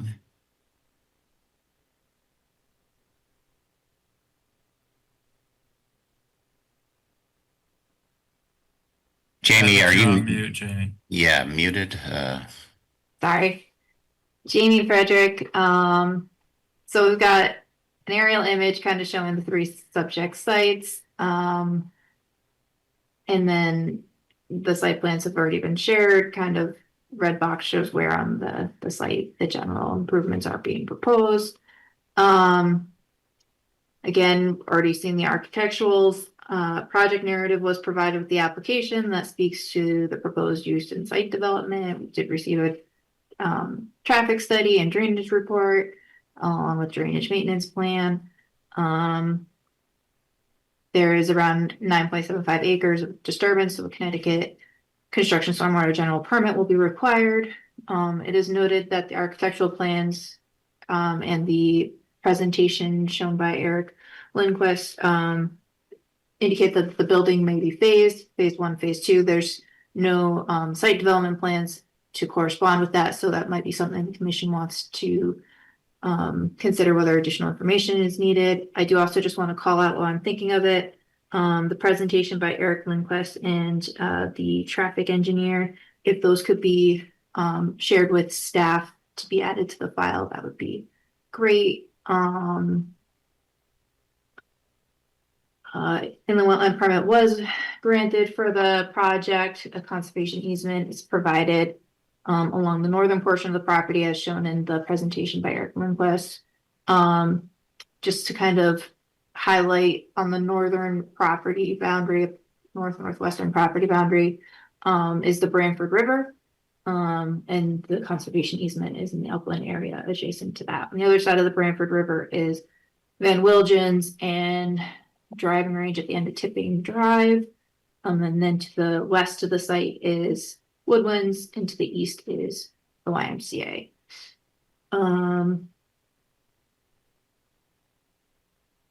It is noted that the Branford Trail runs through the property. IG zone doesn't permit residential use. It is my understanding from reviewing the application that there's no residential uses proposed in association with the facility. While there does not appear to be a formal statement to or intent to abandon non-conforming uses, it is noted that there are 2 residential homes on the properties which are proposed to be demoed as part of the proposed site development. The proposed site development complies with the bulk requirements for the IG2 zone, with the understanding that the lots will be combined.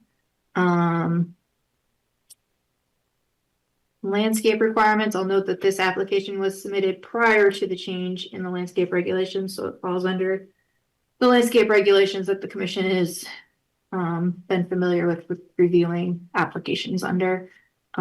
As the applicant has indicated, there's an extensive landscaping plan that includes plantings along the front, side, rear, along the stormwater basin. The plan has been stamped by architect from Time Bond. I think that's all I have to say on that.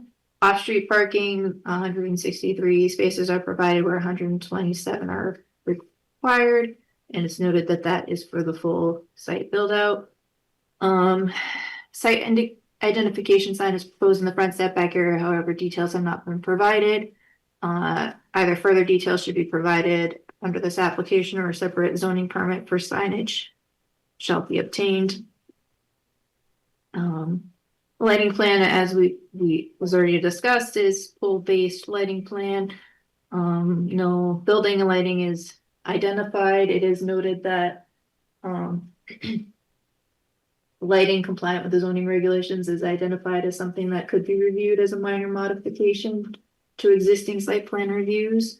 So if the commission was comfortable with deferring the building lighting to review by staff, that is a possibility.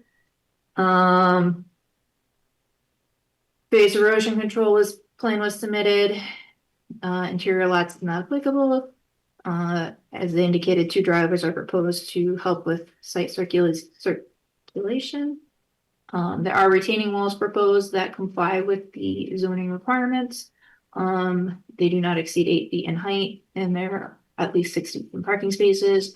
A fence is proposed on top of the taller wall and around the stormwater pond, and dumpster enclosure is depicted near the northeast corner of the proposed building, and there are also enclosures or screening proposed relative to the generator and oxygen farm areas.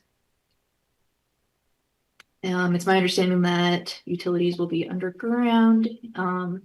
Pedestrian walkways are proposed interior to the site. Connections to adjacent sites and along the site frontage is not proposed. Traffic study was provided and we received a presentation this evening. And then again, just a couple comments regarding the sidewalks along the frontage. required per section 615D. Sidewalk, or the site is located within a priority 3 sidewalk area per the Branford Plan of Conservation and Development.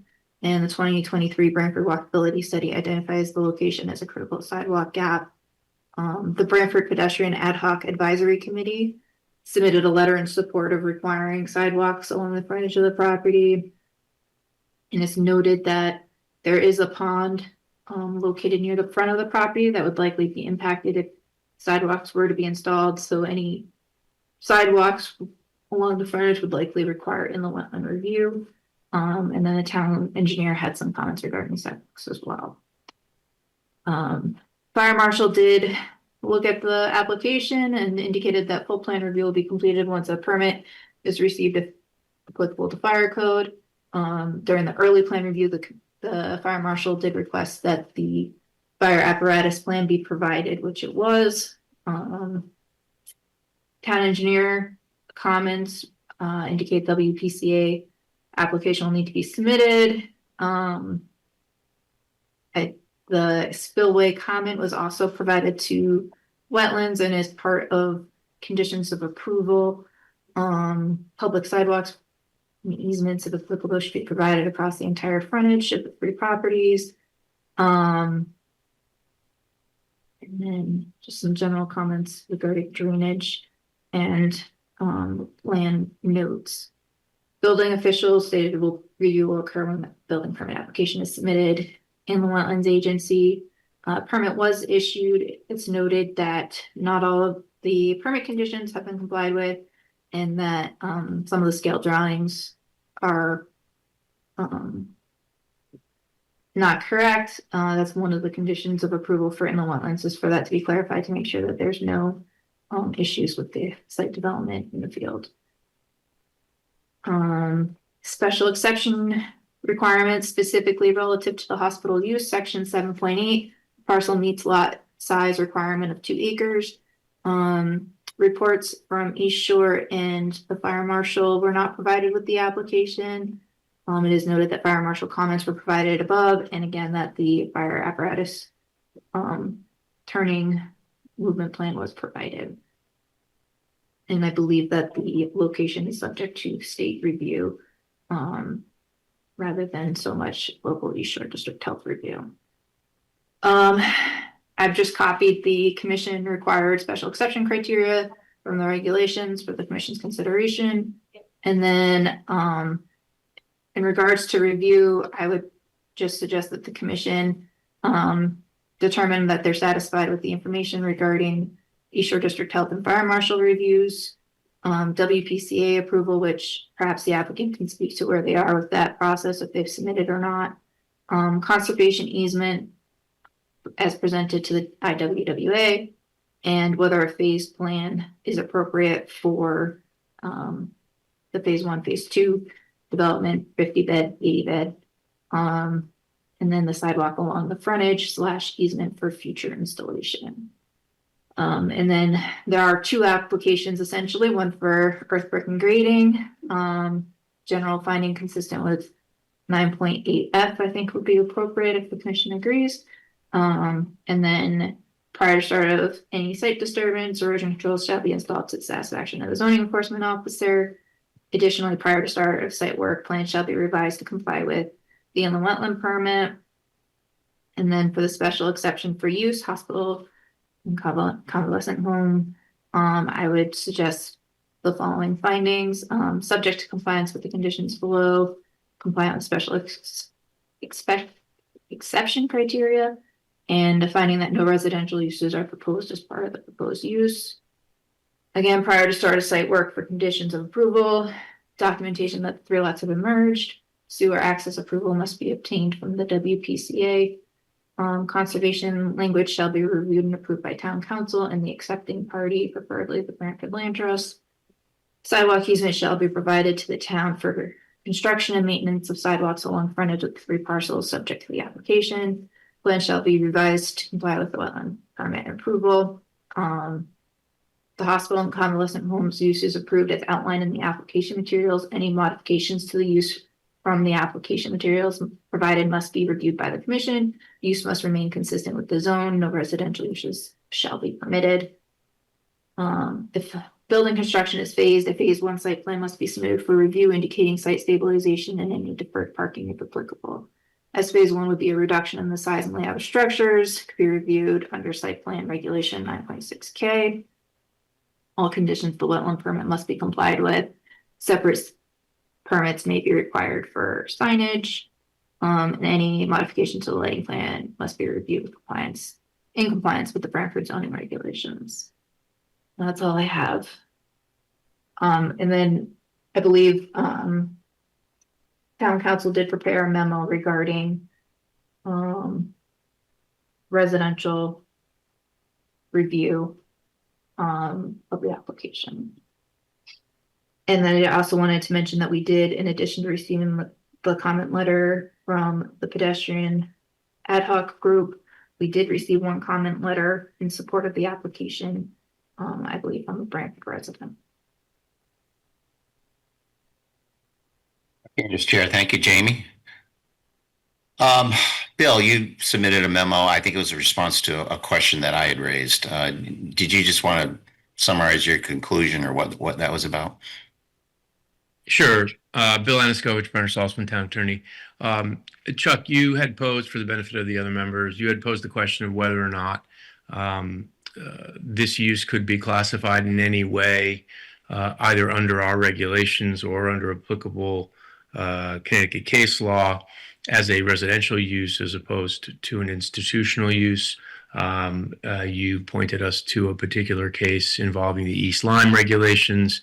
We did have the opportunity to look pretty thoroughly at that and reached a conclusion that for a variety of reasons detailed in the memo, which I know Jamie will post and which was shared with the applicant's attorney, that this is an institutional use under our regulations, not a residential one.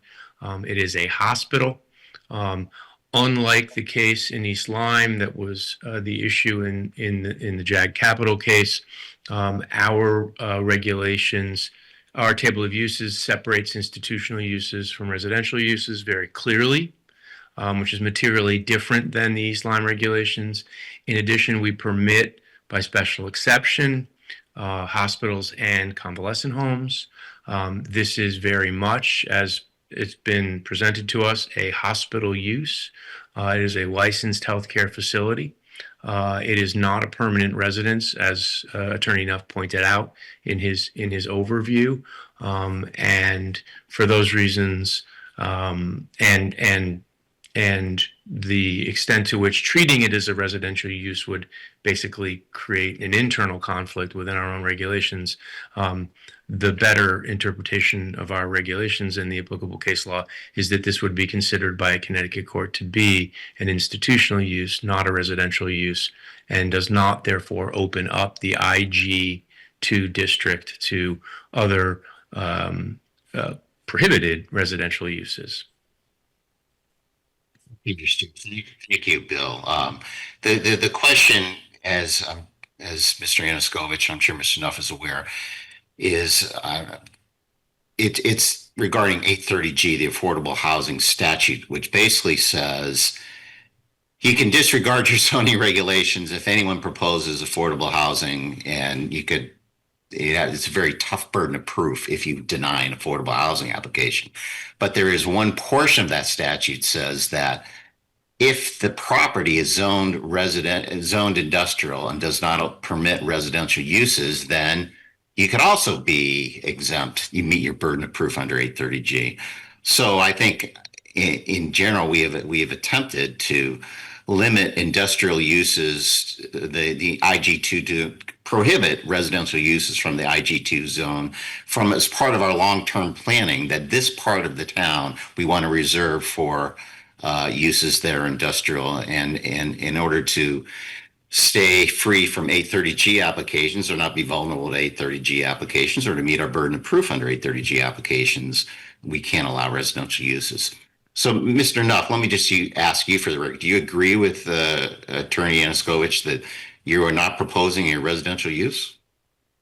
I agree, Mr. Chairman, with, I've read Attorney Oscowicz's memo and I agree with it. And I think two things I want to point out about the J case. First, it's 10 years old. I think if someone wanted to take advantage of that in any way, it probably would have happened already. But I think what's really critical is, I think Bill's memo mentions how fact specific that case was. And in that case, they talk about a particular facility that opened the door to 830G in East Lyme. And what the court found is that the residents are expected to live at that facility for the remainder of their lives. Some had lived there for 15 years.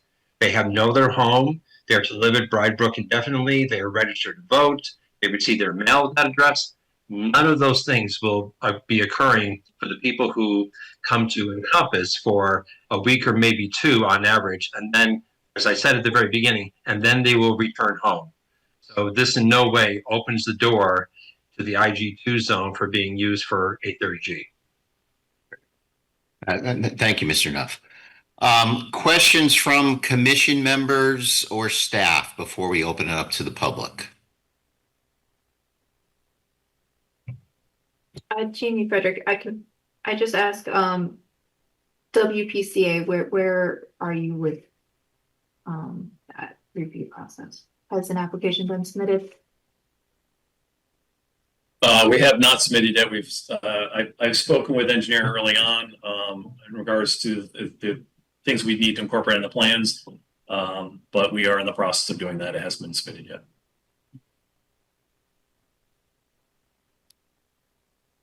Any other questions? John, Mr. Guskowski, questions, comments? Thank you. For the record, John Guskowski, consultant to the Planning and Zoning Commission. This is a very minor thing. I may have missed it during the civil presentation. Per a public act a couple of years ago, I believe it was 2022, new parking lots over 30 spaces and new commercial developments require a certain amount of electric vehicle charging infrastructure. I didn't recall if you noted that, but I just want to verify that your parking lot provides infrastructure for electric vehicle charging. Our parking lot does not currently provide for that. I forget when that went active. I think our application went in. Wasn't that this year that was it was instituted for? I believe it was EV charging? Project 2225. It was 4 years ago. All right, we currently do not show EV charging station. Okay, I apologize for dropping that at the last minute. It was just something that popped in my head. And thank you, John. But I just want to double check. I thought the 2022 Act referred to residential uses, ironically enough. But we will reconfirm what the current state of the law is with regard to EV infrastructure, and we'll comply. Thank you. Back to you, Mr. Chairman.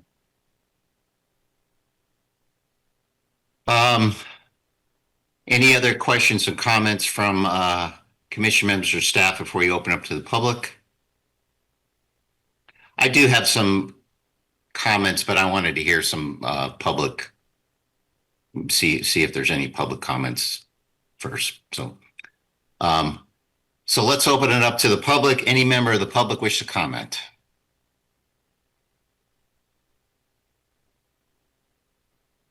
I have Leslie Johnson. Go right ahead. Hi, I'm Leslie Johnson. I'm a resident of Branford at 13 Vineyard Road, but really I'm representing the Branford Bicycle Pedestrian Ad Hoc Advisory Committee.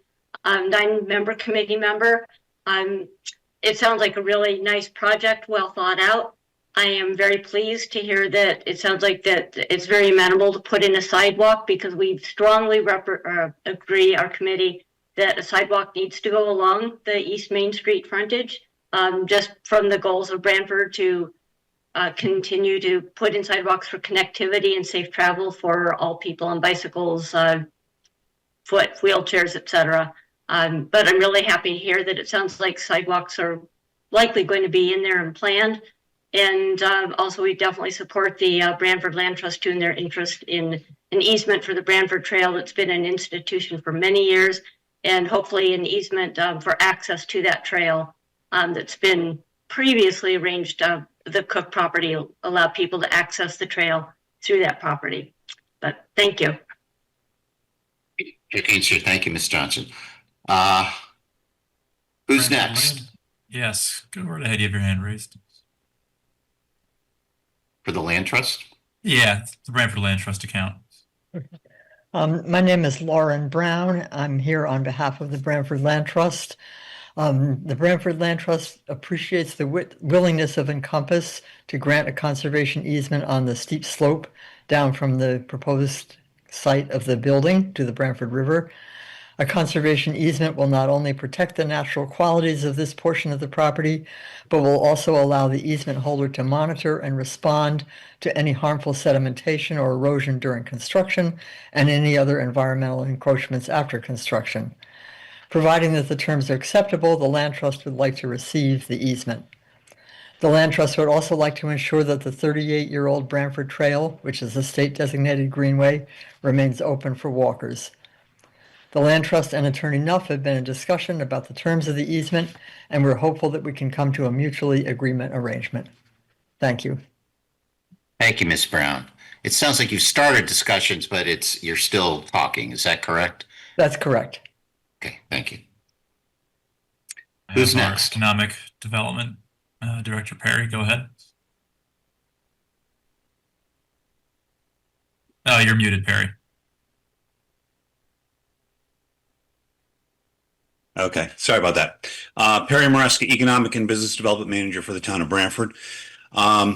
Just wanted to say some of the things I've been involved with the group from Encompass from day one as they sought out an area east of New Haven, and Branford was a perfect spot for them, a lot because of some of the things that we've done over the years. So Connecticut continues to have an increase in the need for inpatient care. Some are young people with sports industry injuries, some are middle-aged people injured, trying to stay young, and some an aging population with increased medical needs. One major reason for the increase is the influx of people along the eastern shoreline. During COVID and post-COVID, what used to be summer homes or weekend retreats in Branford, Guilford, Madison, Clinton, and beyond have become permanent residents for those working in Fairfield County and Manhattan. Instead of living in Manhattan and running up the shoreline on weekends, they are living on the shoreline and working partially from home and commuting to Manhattan 3 or 4 days a week. This has really added to the increase that we have east of New Haven. So really, there's nothing along the shoreline that provides what Encompass Health can provide for the patients that need this service, whether it be 3 days or 3 weeks. People east of New Haven to New London will be able to receive the attention and medical rehabilitation close to home. In this day and age, technology in the medical field has made tremendous accomplishments. Connecticut prides itself in what it offers to the state, the region, and the country as a whole. With its desire to be forefront in medical research and technology, our state strives to give the best medical options and treatment possible. Encompass Health will add to that proud reputation. This facility that they're hoping to build just east of New Haven will cover primarily the shoreline area. And proudly, it will be able to call Branford as home. During the, I'll say well over a year that I've been in contact with people from Encompass, I've talked to many surgeons in the area, all tremendously in favor. Even one person, a personal friend, I thought he wasn't going to speak to me anymore when I came out in favor of Encompass. And his response was, no, this is just what we need. We do outpatient care only. We need an inpatient facility nearby that our patients can go to. So he was just one of at least half a dozen that told me the exact same thing. We also had Mindy Gold, the senior specialist from the Connecticut Department of Economic and Community Development, totally in favor of this, knowing, and she sees all over the state. So she sees the need for this. Lonnie Reed, Christine Cohen, Robin Comey, even our first selectman, Josh Brooks, and our former first selectman, Jamie, all were totally in favor of this. And nearby first selectmen also wrote in favor of it. So I think we really need to look at this. I don't see any bad side, any downside. I do know that they worked with inland wetlands to make sure that things were accomplished in a rational way. To reiterate what Attorney Nuff had said, that retaining pond was man-made, and they are keeping that and enhancing it for the betterment. So that in itself is an ideal. I just think that we can continue to be proactive on helping the people in the area and being good for the community and the region. So thank you very much. Whatever else you have questions on, I can help you on along the way. Thank you. Thank you, Mr. Maruska. Other members of the public wish to comment? Dan, do you see anyone? Seeing you raised hands. If you can't find the raised hand button, just unmute yourself, then state your name for the record, please.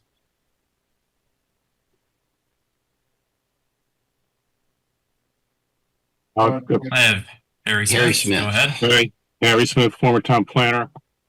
Somehow I've forgotten to find the raise hand button, but things disappear quickly for the brain sometimes. I just had a question and just want to elaborate on the sidewalk discussion a little bit. The question concerns trees proposed for the parking lot area. I'm just wondering what the material underneath would be once the excavation's concluded. Is there a ledge in the area? The knoll, I think, was mentioned as coming down a bit. So I'm just wondering if there would be a suitable under the surface material for a tree to mature in, and that would be at least explored. And if it's not possible, other options should be looked at in terms of how to address that requirement of the regulations. With respect to the sidewalk, this is always a difficult question that came up all the time I was town planner, and I think the commission struggled with it quite a bit with locations such as this where you don't have a lot of sidewalks already in existence. What's reasonable? Long-term goal, of course, is to have sidewalks along here in the plan of conservation development. More than likely, this area will continue to develop and intensify in terms of the uses that are present there. And the offer of the easement is fine. However, there's an active requirement, as far as I read the zoning regulations, for the installation of the sidewalk. One thing I think we had talked about was whether some mechanism could be developed so there's a payment, and eventually when other sidewalks are put together, then the gaps are filled in and that kind of thing. As far as I recall, there was no conclusion that there was a possible legal vehicle to require that or provide for that, but that could be explored by the attorneys present.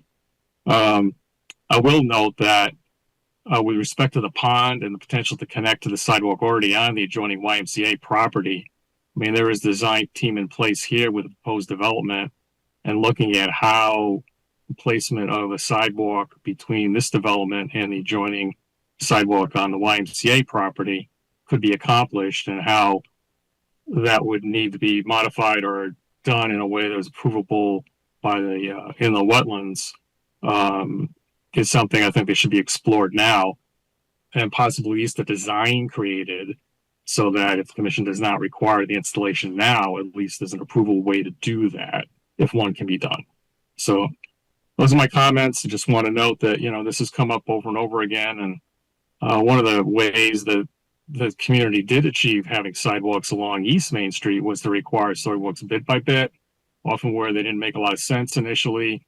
And now via, a funding source, several of them have been really solidly connected up so you have a network and that supports pedestrian movement.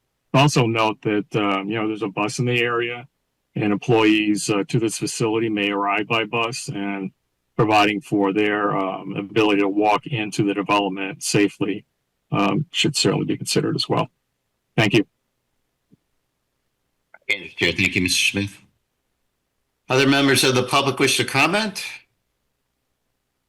See that Jay Reisman has unmuted themselves. I'm sorry, I'm new at this sort of thing. My name is Janet Reisman. I live at 699 East Main Street, and I just have a brief question about the traffic study. this is an 80-bed facility. Is my understanding correct about that? And I'm thinking that the traffic engineering report only talked about the employees. What about the visitors? What if half of those 80 beds had a visitor all day long or something like that? So you're having 40 more cars coming into the parking lot than what's accounted for. So I just wonder if the developers have any comment on that question. Thank you.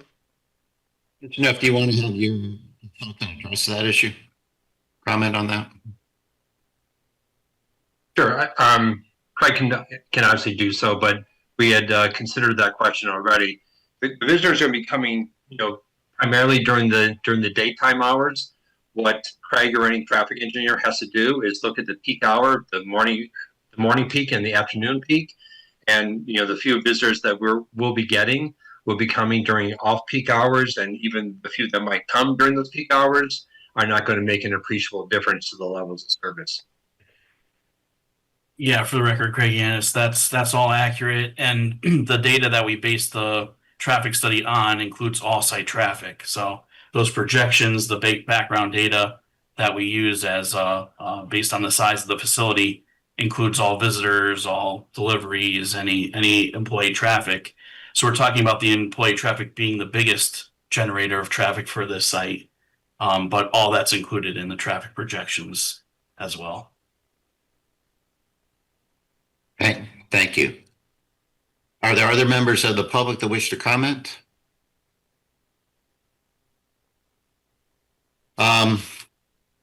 If there aren't any, Mr. Nuff, what I had done, my suggestion is going to be that we continue this to our July 9th public hearing. And I was sort of trying to make a list when I was going through, just so I could give you things of what I'm thinking about, what I heard, and that hopefully that this is a chance to address these, the issues before the July 9th meeting, maybe get it a little bit tighter. The first one, is the conservation easement. It sounds like there's the land trust in principle, because you got to get a recipient of the easement. You can't just get it. And it sounds like the land trust, you've had some conversations with them. It sounds like they're willing in principle, but you haven't done some details. And hopefully by continuous, and it's not that far away, it's a July 9th meeting, and we got a July 4th holiday coming up, but you could at least have one or two other meetings and get closer and just confirm that at least you got a recipient, because if for some reason the land trust doesn't do it, you got to get someone else. And if it's the town or whatever, so maybe get that checked. The second one is there's a major issue about the sidewalks. And I think Harry, and the way I understood it is, on the one hand, we've got the sidewalk group in town, we've got the plan of conservation and development, and we've got just past practice. We got the neighboring property that has sidewalks closer to Guilford. So there's an emphasis. We would like sidewalks. On the other hand, there are some constraints in terms of the topography and wetlands and so forth. And I know there's been discussions about an easement in lieu of that, and possibly a fee in lieu of. I think Harry mentioned that. I don't know, but hopefully that's something we could get a better consensus of if we continue the hearing, continue to discuss that with staff, to see where we can, if there is at least some way to get closer to that issue where there's at least agreement. Those were the two main things. I had a few other things on there. One was that, unfortunately, one of our, Marcy Pelusi, she is our main landscaping person. I mean, she always looks at these plans and has up comments that I would never dream of. And unfortunately, she's not here this evening, but hopefully at the next meeting, if she has any comments on the landscaping plan, that she could, about particular species or so forth, that she would be able to comment on that. And perhaps even in advance if she gets a chance. She's on vacation right now. So that's another reason to continue that. And Harry, I thought Smith raised a point about the undersurface. I'm assuming that's something you could look at and address as well. And then there was, I think Jamie raised a number of points that were, you can address. Is there going to be a phasing and have some notes or something in the plans themselves address the phasing component? Um, signage is a separate permit. That always is, but just being aware of that. And the WPCA approval, maybe if there's any more updates on that before the next meeting, as well as East Shore. I thought John Guskowski raised a very good point about the electric vehicle charging station. Again, these are things that can be addressed, but is that in effect? Does it apply to this type of use? You check that out. And if so, you can show those on the plan. And on the lighting, I think Jamie in her report said there are no wall packs, but I thought I heard your guys say there are wall packs, but they're not significant. They're not going to affect the photometric plan. So my suggestion would be if there are going to be wall packs, just show them on the plan. And I don't expect that they're going to be. Maybe you're right on that, but that's just a detail that to get that fixed. And I think those were my points. Are there any other comments from staff or commission members that we could provide to the applicant that we would want addressed before this continued hearing? Sharon. Yeah, Sharon Hutner here. Again, I would like to thank John for bringing up the topic of the EV chargers, even though the law might not say that we are required to have them. I think this current gas crunch crisis that we've had has made everybody aware of how dependent we are on fossil fuels. And I think more and more people are converting to EVs. And I know I love my hybrid and I look for a charger everywhere I go.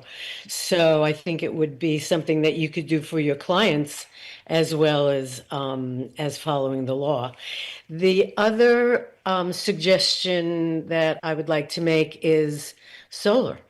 The cost of electricity keeps on going higher and higher and up. And we are very lucky in Connecticut to have the Green Bank, which provides loans to various different entities for solar arrays, and Eversource, who will, given your plans, if you show them your architectural plans, they will help you be as energy efficient as you possibly can. So I would suggest that you might want to take a look at that and see where solar or geothermal, which now actually has more incentives to it than solar, might be advantageous. So that's another suggestion.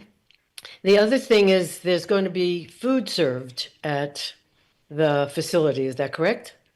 Correct. People need to eat. Yep. Yep. And so food waste is 20 to 30% of our garbage. And that means that that's going to be a 20 to 30% increase of the garbage in Branford.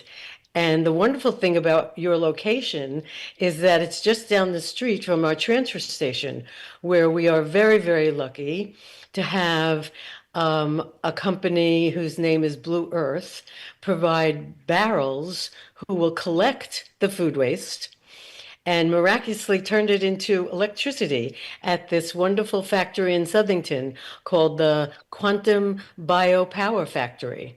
So I would urge you to contact Blue Earth.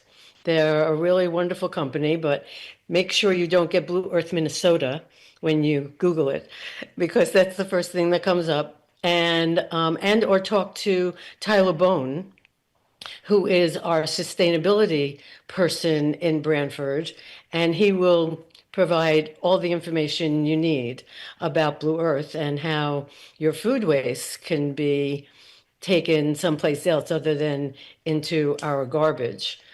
And so I would appreciate if you considered all of those topics.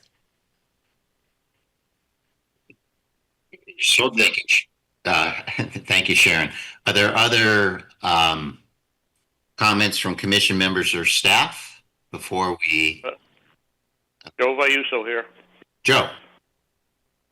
I just want to comment on all your comments, Chuck. Those details need to be addressed, and I want to comment on the applicant doing a very upstanding job and getting to as many details as possible and doing all, basically what I see so far is doing as much as they can the right way. And overall, it was a very, very good presentation, and they're covering all the bases. And I like the fact that they're including, even though there's going to be phase 1 and phase 2, that most of it is going to be of the, at least the infrastructure is going to be done in phase 1, and all their figures are including phase 2 as well. So it makes it so you're seeing the whole print, the finished print, not just phase 1 and then phase 2 becomes something down the road. You're including everything, even though it may not all be done at once, but at least you're including a lot of it in the first phase, which is very commendable. Sidewalks is going to be a little bit of a problem there, I think, to install. There might be an issue here and there, and I think a little bending of the rules here and there to see to it that it gets installed and get it done, because it is, that area there, in my opinion, is very important to have sidewalks, because getting close to the main intersection where a charter pot is and all that area, and it's not as rural, north of there like it is over there. That's an area there that sidewalks, I think, is very important. And you did bring up a good situation with the bus line as well. Maybe many employees there will be using the bus, and people that are there take patients out for a walk in a wheelchair or something. The sidewalks, I think, will be very beneficial in many ways. So I think it's a necessary situation as far as sidewalks. And but overall, I think it's a good fit for that area. Very low traffic generator. It's not like retail where you have a lot of traffic and lights at night. Night traffic, people retailing, especially during the holidays. This is going to be a very quiet type of facility. You're not even going to know it's there most of the time. Like all the other facilities that are in town, you don't even know they're there once they're built. And I've got, so far, what I see, I got a very positive attitude towards it. Thank you. Thanks, Joe. Other comments from commission members or staff? Mr. Nuff, anything you want to mention before we continue this matter?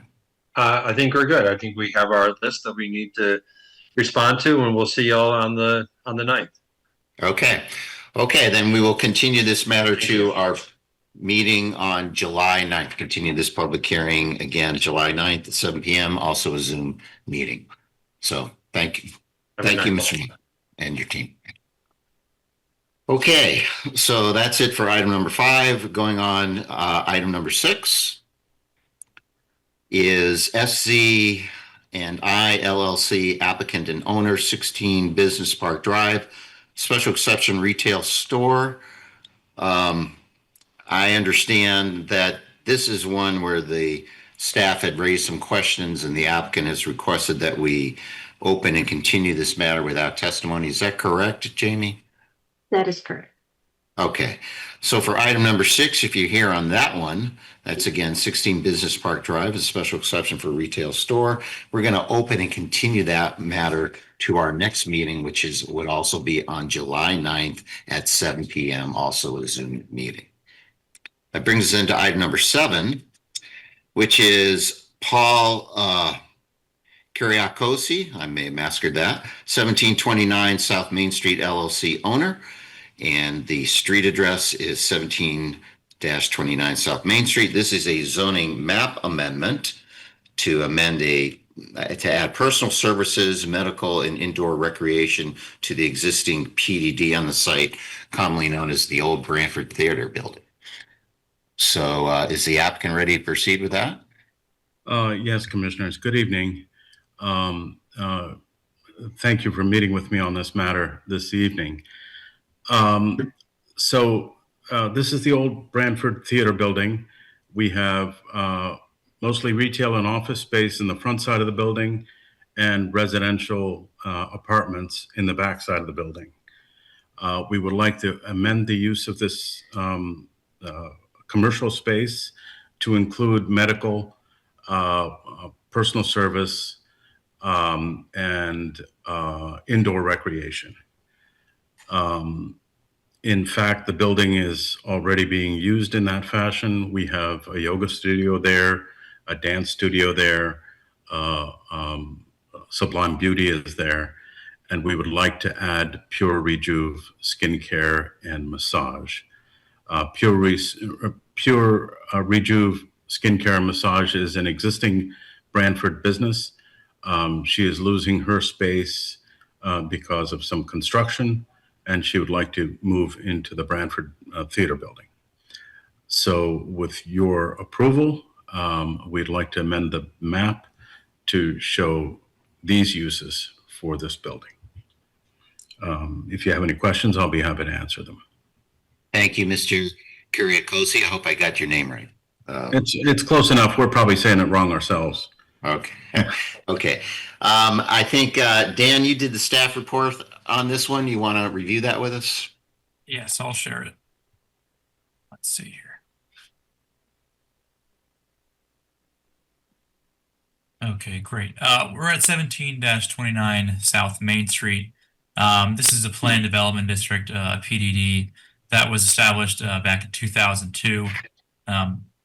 Like the applicant mentioned, they're looking to amend the list of allowed uses by site plan approval to include personal service, indoor recreation, and medical or dental office, clinic, or laboratory. Currently, only retail, office, a bank, driving school, residential on second floor are the allowed uses. There are no site changes associated with this application, but either way, this is the site plan of the property. There's South Main Street on the right side there. And here's the old theater building. Again, residences back here and the commercial activity up front.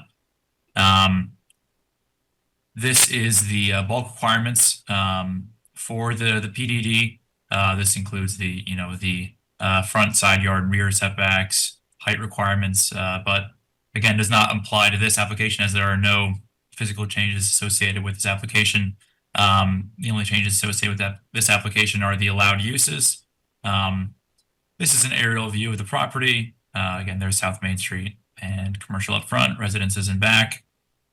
Here's the street view. As you can see, there is the dance school that is there right now on the second floor of the front portion of the building. And here's the portion that fronts South Main. There is a yoga studio. There's some retail components. And then, so this is the site plan uses that are currently allowed. Just to reiterate, it's retail, office, bank, driving school, residential apartments. And then in red here are the new proposed uses, which are medical clinic, personal service, which are your, nails, estheticians, hair, including like massage, but skincare would be more medical clinic, and that's why we're including that here. And of course, indoor recreation, which would your yoga studios and dance schools would fall under. This is any change to the allowed uses is processed as a map amendment. And with any map amendment, we have to check it for conformance with the Plan of Conservation and Development. In the 2019 POCD Section 9.2 outlines goals to keep Branford Center vibrant. This property is located squarely in the town center. And that part of the POCD calls for maintaining and expanding uses that attract people and make Branford Center vibrant, such as small service and office uses, which this ask would certainly fall under. And then furthermore, Section 10.2 on economic development calls for supporting businesses and activities in the town center to create vibrant, pedestrian-friendly areas. This map amendment seeks to provide service, medical office, and related uses to attract businesses that could contribute to the vibrancy of the town center. We also, for every map amendment, have to check its conformance with the comprehensive plan. The comprehensive plan is comprised of the current zoning regulations and also the zoning map of the town of Branford. It reflects the town's present and future physical development, and that's derived from the various zones and districts that make up the community and the regulations that govern them. I won't read this whole excerpt here. But essentially, this is from the Planned Development District section of our regulations. The purpose is to permit the use of land, buildings, and other structures that would be beneficial and consistent with the character of the town and the long-range improvement of the neighborhood. So allowing personal service, medical, and indoor recreation uses at this PDD, it would be consistent with the pattern development that currently exists in the town center. These types of uses are prevalent in the town center, especially where we have these variety of commercial uses that are close together within short driving and walking distance. In terms of our required reviews for other departments, the building department, so the change of use as defined by the state building code would require a building permit application to be filed. The fire department said that the change of use proposed will require a permitting process to be followed, full plan review to be completed once a permit is received if applicable to the fire code. And the Town Center Revitalization Review Board, which the applicant was required to visit first as this parcel sits within the town center. They provided a positive recommendation for this effort here to add the uses for medical, indoor recreation, and personal service. So with all that together, the staff is recommending that the commission approve the zoning map amendment with the findings and conditions right here. That personal service establishment, medical or dental office, clinic or laboratory, and indoor recreation be added to the list of allowed uses within the PDD at 17-29 South Main Street by site plan approval. And that this change is in accordance with the comprehensive plan, zoning regulations, and map, and consistent with the plan of conservation development, and our only condition just being an effective date of July 8th of this year. And that's all I got. Thank you, Dan. Questions or comments from commission members or staff before we open up to the public? Hearing none, let's go ahead and open this up to the public. Does any member of the public wish to comment on this item? See anybody, anyone? I do not. I do not. Okay. Okay. Does the applicant, do you have any further comments on this one? No, I have no further comment, Mr. Chairman. Thank you for your attention on this matter. Sure. Does any member of the staff or a commission member have any further comments? Joe Ayuso does. Joe. I'm just, I think these uses should be automatically included, and that those are good uses as well in that building, and as well as other buildings. So I think whatever he's asking is a good thing. So I'm in the favor of changing it. Thank you. Thanks, Joe. Any other comments or? I mean, we can talk about it in deliberations. Any other comments from anyone as part of the public hearing? Yes, I would just add quickly that the reason that the application is before us now is that the town had a history of treating this property as a BR zone, which is listed on the assessor's card. In reality, it's a PDD, which has its own allowed uses that previous uses were mistakenly assigned, thinking that the zone was BR. So this is really an effort to codify the uses that are already on site and to make sure that everything is in conformance. Thanks, Dan. Any other comments from anyone before we close this matter? Hearing none, then we close this matter as a public hearing, and this may be something we can take up in a little bit. Thank you, Mr. Kuriakosi. That brings us then to item number 8, which is Nicole Edwards, Conlon and Clark, number 1 LLC, 235 North Main Street. This is a special exception for fast food with no drive-through. This is a coffee truck. Is the applicant ready to proceed? Yes, hi, thank you. Yep, Nicole Edwards, owner of 235 North Main Street, and we are looking to have a 7 by 12 mobile trailer coffee cart that does not have any stoves or anything like that. It's just coffee and protein shakes, which are made with dried ingredients.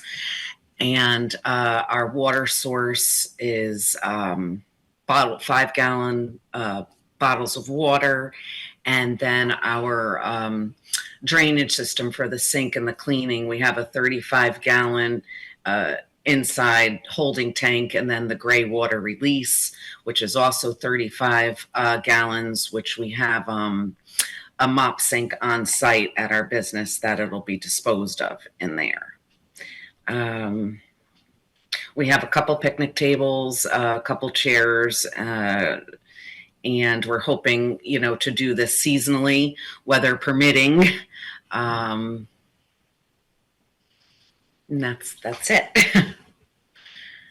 We did receive the sign off from the East Shore Health Department. They had come last week and issued a permit to operate, and also sign off from the fire department and the police department.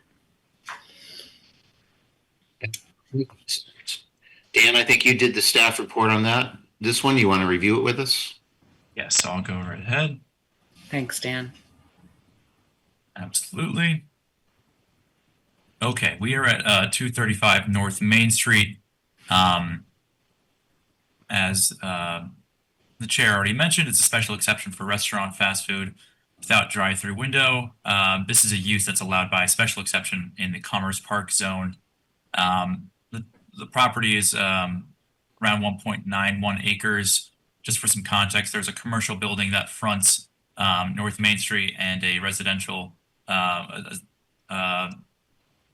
building that fronts, house that fronts Chestnut Street.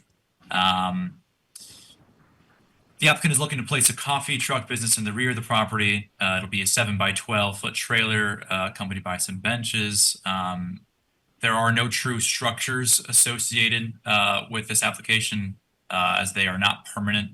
Nothing as part of this application requires a building permit. So this application really just revolves around the use itself, which is that restaurant fast food. There is no history of any kind of food use on the site. Therefore, the applicant must now secure the proper approvals to do so. That's why we're looking at this special exception. In this case, based off how the commission processed and categorized food truck use in 2014, where Aldi is, the applicant is looking to establish a restaurant fast food without drive-through window. And as I stated before, that's a special exception in the Commerce Park zone. This is a picture of what the trailer looks like, and the bench right in front of it. And there's a chair off to the right as well. This is in the rear of the property on that kind of lawn area. It's got some trees screening it behind it. Here's a look at the site plan. We got North Main Street at the bottom here, and there's Chestnut Street on the right. The yellow is the property boundary. There's that commercial building in front. The house is over here on the right, and then this green area is where the activity is going to be. The little X right there is where the trailer is going to be, the 7-by-12 trailer, and then these are the red squares are the locations where the benches are to be sited. This is what kind of the view you would see if you were driving along Chestnut Street. There's trees and shrubs, landscape on either side of this driveway, and there's the house. So the red arrow is pointing to where the trailer will be. So it is tucked out of view along both streets. In terms of the bulk requirements, they don't really apply here because there are no structures, permanent structures that we can have these bulk requirements apply to. But that being said, here they are for the Commerce Park zone. For landscaping, as I just kind of showed in that picture above, there is existing landscaping that fronts North Main Street and Chestnut Street, as well as vegetation along both side yards that may serve as screening for the coffee truck. This vegetative screening, it needs to be maintained to ensure that buffers are in place between the nearby residential properties. This is the Commerce Park zone. There's a commercial building next to it on North Main, but there is a residential property behind it on Chestnut Street. For For off-street parking and loading, the applicable standards are for restaurant excluding patron bar area, which calls for 1 space per 75 square feet of patron floor area. As there is no true floor area associated with this application, no parking is officially required. That being said, people who visit the establishment need somewhere to park their cars. There's 40 spaces that are present on the site today that could serve that, realistic need, even if the regulations cannot mandate that any parking be officially provided. I did not see any signage associated with this application. If the applicant wishes to have a sign for this business, they would need to apply for a separate sign permit. In terms of drainage and stormwater control, the existing conditions are compliant. There's no construction work associated with this application. For traffic, there's no negative impact expected. The site has two separate driveways that have ingress and egress, and there's 40 parking spaces total. In terms of our special exception criteria, this, in terms of the project's consistency with the POCD, this project adheres to section 8.2, which is enhancing development along Route 1. In terms of the location, size of the site, nature, intensity of the activity, we're labeling it restaurant fast food without drive-through because that definition technically applies. That's how it's going to be categorized, but its intensity will likely, be much lower than a typical fast food establishment that you would think of when you hear that use name. The trailer lacks real cooking facilities. It'll sell beverages, in the warm months in an area situated behind a commercial building with multiple driveways and dozens of parking spaces. And its, location along Route 1, it's lends itself to the notion that a small scale seasonal coffee establishment would be harmonious use for the area and not be too obtrusive. In terms of the design elements, the only thing that we can really look at is the design of the trailer, but it has wood paneling that would blend in with the shrubbery and the trees that surround it. It's pretty understated, likely have no negative impact on the existing and future character of the neighborhood. Our line about location, nature, and height of buildings, again, it doesn't really apply because there's no buildings or structures really associated with this application. Design, location, and specific details of the proposed use must not adversely affect safety in the streets. Again, no parking is required, but there are 40 spaces on site, and there are 2 separate driveways that people could utilize to enter and exit the premises. North Main Street, which is Route 1, and Chestnut Street will be of sufficient size to maintain any traffic generated for this use. And our lines about water supply, sewage disposal, existing conditions are compliant for the site. This coffee trailer is not a permanent structure. There'll be no new hookups to any utilities or anything like that. And of course, maintenance will be the responsibility of the business and property owners, respectively. We, sent this to other departments to look at, namely the town attorney, who had no initial issues. We'll wait to see the final submission, which we're looking at right now. And then East Shore, as the applicant noted, they got their approval from them. So in terms of our recommendation, we're recommending that the commission approve this special exception.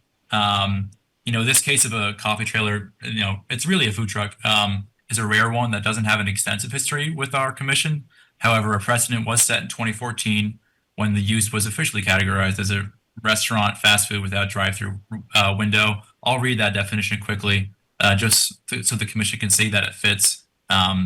It's any business establishment whose principal business is the sale of foods or non-alcoholic beverages to the customer in a ready-to-consume state, typically served in paper, plastic, or other disposable containers for consumption within the restaurant building, elsewhere on the premises, or for carry-out delivery for consumption off the premises.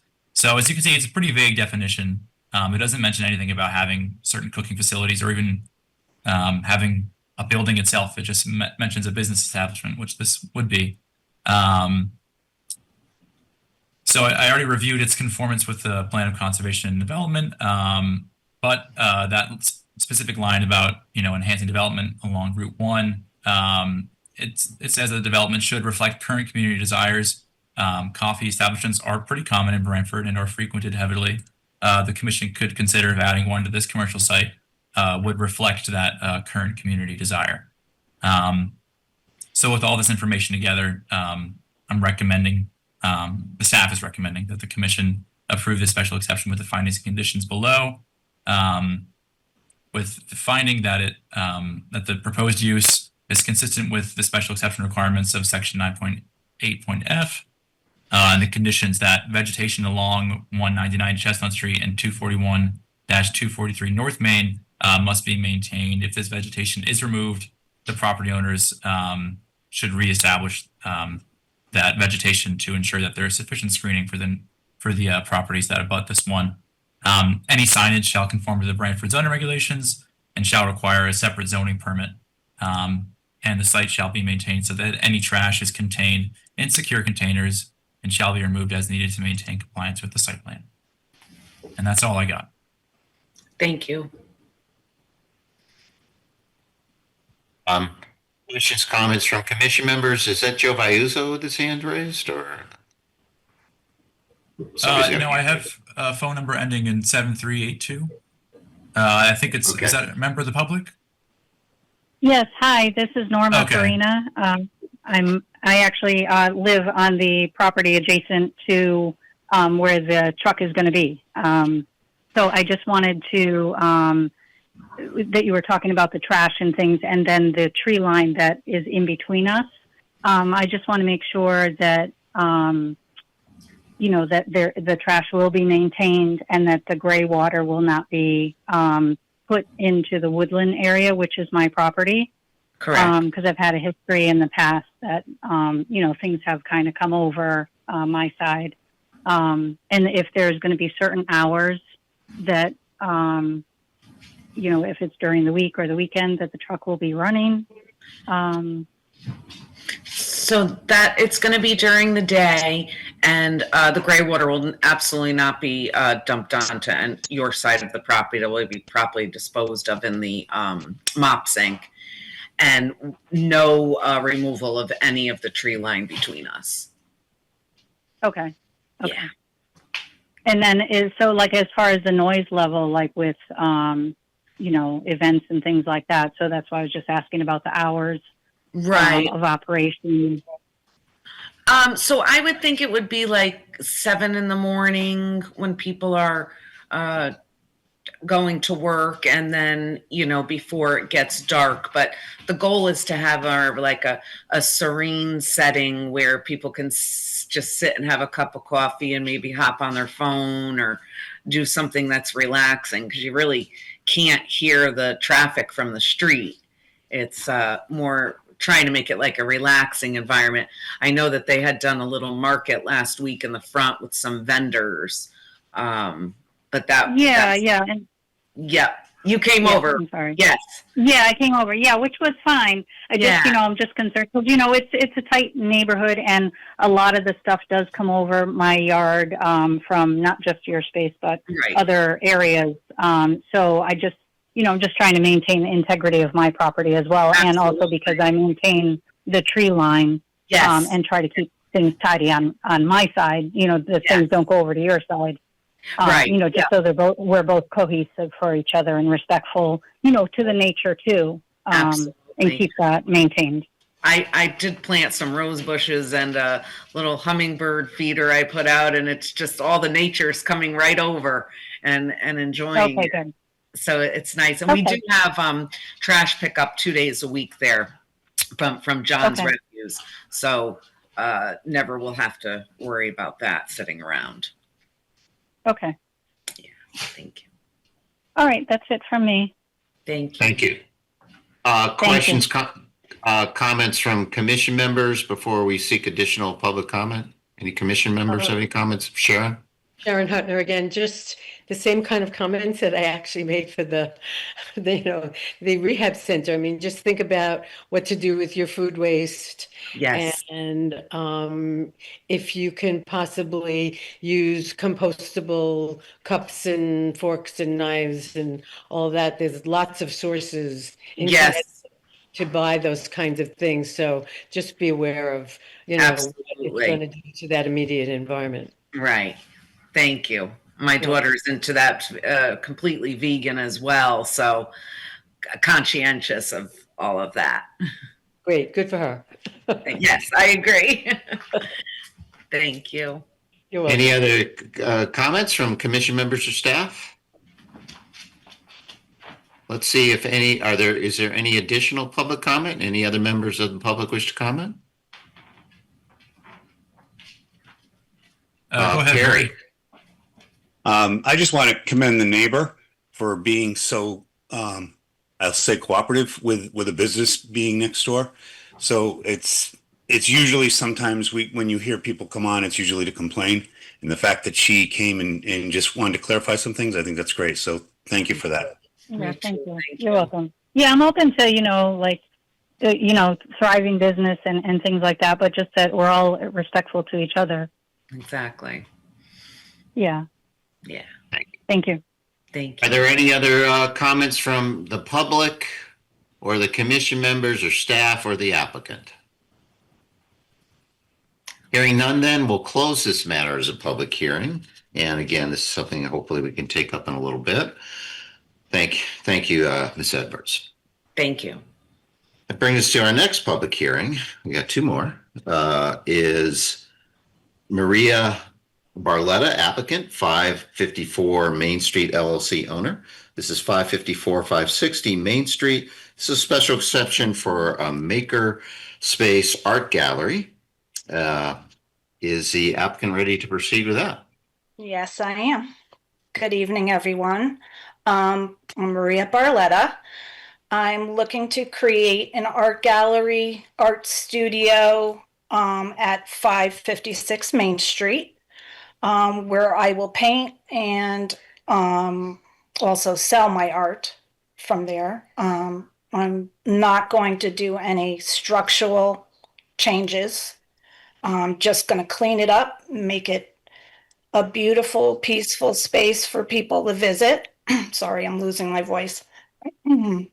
No blade sign will be put out just now. I'm just going to do a logo in the inside of the window. And that's basically it. I'm excited to be part of Branford's art community. I've been wanting to do that for quite some time. So looking forward to it. Jamie, I think you did the staff report for this one. Yeah, Jamie Frederick, screen shared. I'll go through this pretty quickly because I think it's pretty straightforward use that's consistent with town center and Main Street overlay. So the applicant is seeking approval to establish a studio with a gallery / retail space. No exterior site changes are proposed. The proposal falls under regulation 510D2, which is under the Main Street overlay district for makerspace / small scale artisan art or craft workshop. You can see the existing building and site conditions here. This is from April 2026. Again, no site plan changes are proposed, but I've provided the bulk standards. There are some nonconformities, but there's no changes to those nonconformities through this application.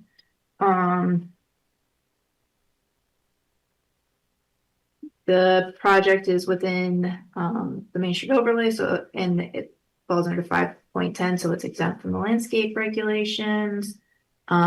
There's no change in the parking requirements needed, and in addition to that, section 510C waives the parking requirements for makerspace, small arts and art craft workshops when it's located on the ground floor with direct entrance onto a sidewalk, which is the case for this proposal. The only signage is an interior window decal. Not expecting the use to have any traffic concerns over what was previously in the space. The last tenant in the space, I believe, was an insurance office, which again had similar parking requirements. special exception criteria for makerspace, small art scale artisan art and craft workshop include the fact that it does not exceed 5,000 square feet, which it complies with, and that at least 10% of the gross floor area is devoted to retail sales. I've copied over again the special exception criteria for the commission's consideration and comments from other departments. Town Center did review and provided a unanimous motion to recommend the application for planning and zoning commission approval. And then, so I would recommend a finding that it's consistent with the special exception criteria and a condition that operations shall comply with regulation 510D2A with at least 10% of the floor area dedicated to retail sales. Thank you, Steve. Thank you, Jamie. Questions, comments from commission members or staff before we open it up to the public? Hearing none, does any member of the public wish to comment? Any public member wish to comment? See anyone, Dan or Jamie? No. Negative. Okay. Any further comments from the applicant? No, thank you. No, thank you. Thank you for everything. Okay. Any further questions, comments from commission members or staff?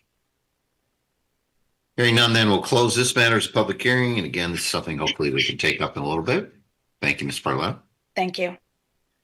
Brings us to our last public hearing, number 10, is Tesla Inc., care of Henry Missa, applicant, Fusco Schiller Branford Associates LLC owners, 22 Leeds Island Road. This is a PDD modification of the bulk requirements for electric car changers. They're not actually changing the map, Jamie, right? It's just a change in the bulk standards within the PDD. Is that correct? I did the application for this one. Oh, but this Dan, is yeah, this yeah. This is just Yeah, for okay. the amending of setbacks. Right. Okay. Great. Okay, is the applicant ready to proceed? Good evening. Can you hear me okay? Yes. All right. I'm Henry Misas with Tesla. I'm the project manager for this proposal. I'll try to be really brief and save time for questions if you have them.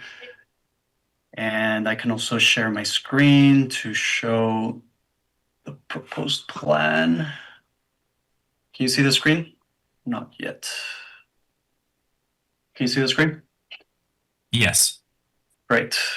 So we're proposing 16 charging stalls. These are fast charging stalls. So you could have 16 EVs charging at the same time.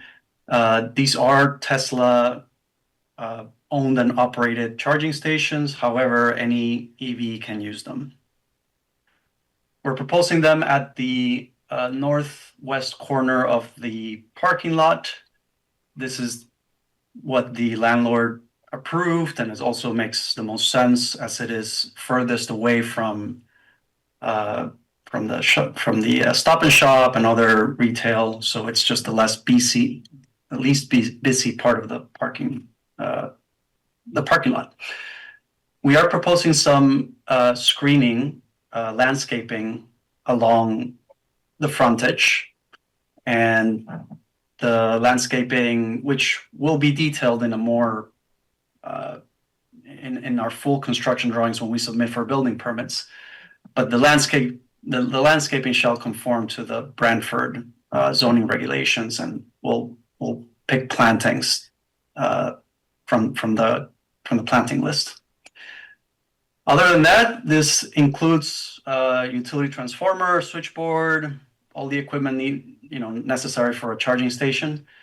And like I said, Tesla owns and operates it. So if there's anything that goes wrong, Tesla takes care of it. And if you're familiar with a charging station, they're pretty much pretty easy to use. They're self-serve. When somebody comes in with an EV, they get out of the car, they plug in. It takes about 25 minutes on average to charge a car. And then the user gets out of the car, unplugs, and then keeps going. And the reason we're here is because we need to modify the setbacks to allow us to put all this equipment within, as shown here, within 6 feet of the front and 1 feet of the side. And that's about it. Thank you, Mr. Meese. Dan, you want to review your staff report? Yes, I will quickly go over that. Okay, all right. So we are at 22 Leeds Island Road, which is another planned development district that we're looking at tonight. This one is established in 1985. The dominant feature of this PDD is, of course, the Stop and Shop. The applicant is planning to site electric car chargers in the northwestern part of this property. So the placement of these chargers at the ends of the parking spaces would encroach the front and side yard setbacks. And any change to setbacks within a PDD is a zoning map amendment. So that is why we are looking at it tonight. They're looking to reduce the front yard setback to 6 feet where 7 feet is required, and to reduce the side yard setback to 1 foot where 27.1 feet is required. And this change would be expressly for the siting of electric car chargers. So this amended setback would be only for this purpose. Here's a view of the entire, well, not the entire western half of this property. The yellow highlighted area is where the chargers will be roughly sited, of course, on the parking lot itself, but we're looking at this general corner of the property. This is what the bulk requirements look like for the PDD today. As you can see, the front yard is 7 feet and the side yard is 27.1 feet. These are the ones that they're looking to amend just for the purpose of siting these chargers. Here's an aerial view of the property. That red box there is where this project is located. Then here's the Google Street View if you're driving along the side of it. As you can see, this along that tree line, then where this grass is up front is where they're going to be putting the chargers.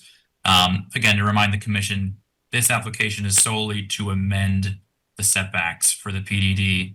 If approved, the applicant would have to submit a staff level site plan application to put the chargers down themselves. At that time, we would check it for consistency with our landscaping requirements. So that is why you will not see any kind of check for conformance with the landscaping as part of this application, because this is just to amend the bulk requirements. So with any map amendment, we have to check its conformance with the plan of conservation and development. In this case, section 12.1 of the 2019 POCD covers promoting sustainability throughout town. Under energy related strategies, there was a stated goal of providing for electric car charging stations. And within section 16.2 on wired infrastructure, there is a stated goal of accommodating the power needs of new technologies, such as electric cars and their dedicated charging stations. So this application, the commission could, weigh if it serves those goals by facilitating the future placement of about 16 chargers, and if that new electric capacity for the town would serve that cleaner mode of transportation than gas-powered cars. We also have to check any map amendment with the comprehensive plan, which I referenced earlier in a different application, is comprised of the current zoning regulations and the zoning map of the town of Branford. Modifying the PDD setbacks in question would facilitate the placement of structures that could benefit the town and contribute to improving the immediate area. These structures, the electric car chargers, could bolster accessibility for electric car owners, not only in town, but serve as an important amenity for any customers within the PDD. So that is something for the commission to weigh as well. We did send it to other departments to look at. The building department, and they were commenting more on anticipating a future site plan application for when these chargers would be in place, noting that accessibility must be provided under 1107.2.1 for number of accessible vehicle spaces, and then also the sizes of those vehicle spaces as well. Then for the fire department, they noted that the full plan review to be completed once a permit is received, if applicable to the fire code. And moving down to our staff recommendation, just as a reminder, when the commission is faced with an application that proposes change to the zoning regulations or zoning map, they're acting in a quasi-legislative capacity. And this is an instance where the commission has more discretion than they would than a standard site plan or a special exception application. So ultimately, the changes that the applicant are looking for, I consider them pretty minor in nature. The impetus for this application was that the electric car chargers technically required a building permit, making them a structure per the zoning regulations. Therefore, they had to adhere to the setbacks to easily connect to utilities and lessen the amount of ground disturbance. Chargers are typically sited on the perimeter of parking lots and at the ends of the spaces themselves. Therefore, placing the chargers behind the setbacks becomes difficult because the parking lot goes right up to the edge of the property. So the ask to reduce front and side yard setbacks is specific to the siting of electric car chargers, and the commission could condition these setbacks for that purpose only, and I have drafted that condition. Meaning that buildings and other accessory structures that aren't associated with these electric car chargers and the immediate electrical facilities would have to abide by the existing setbacks. With that in mind, the staff is recommending that the commission approves this with the finding that the change conforms with the comprehensive plan and is consistent with the plan of conservation development to reduce the front yard setback to 6 feet and to reduce the side yard setback to 1 foot with the condition that we have an effective date of July 8th and the more notable condition that these reduced front and side yard setbacks shall pertain only to the siting of electric car chargers and related equipment. And that's all I got.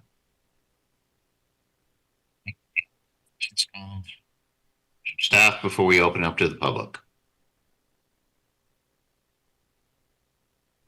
Hearing none, let's open up the public. Does any member of the public have any comments?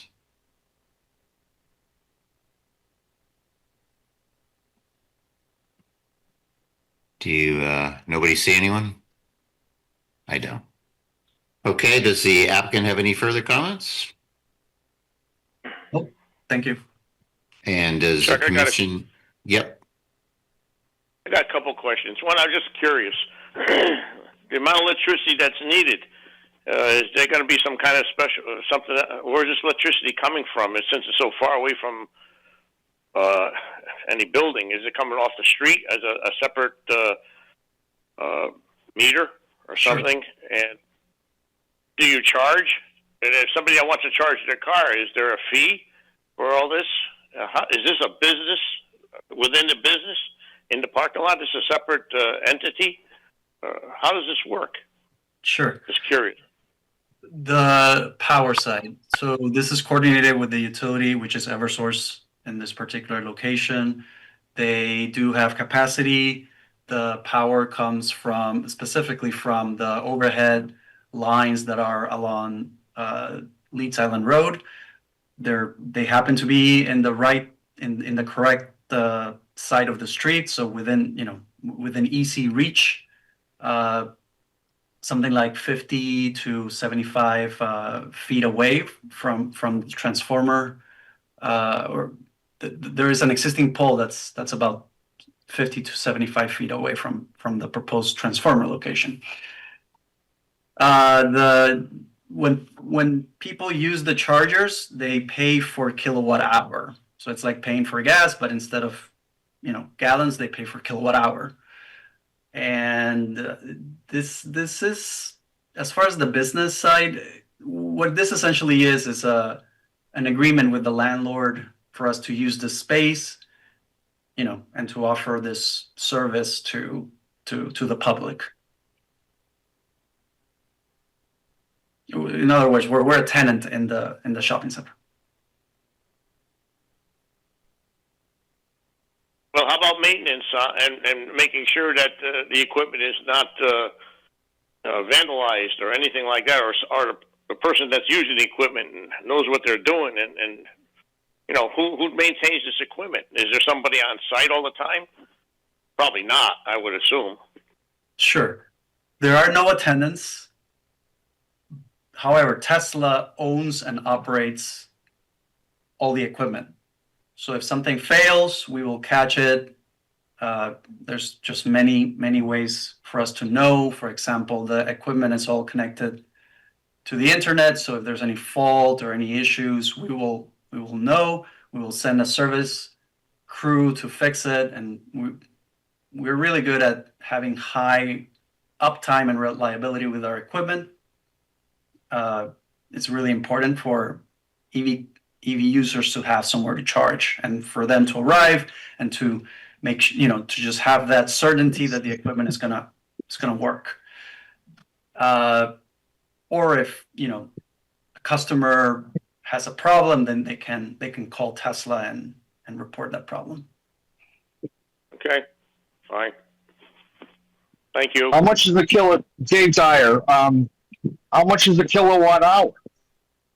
I mean, gas is $4 a gallon. What's a kilowatt hour?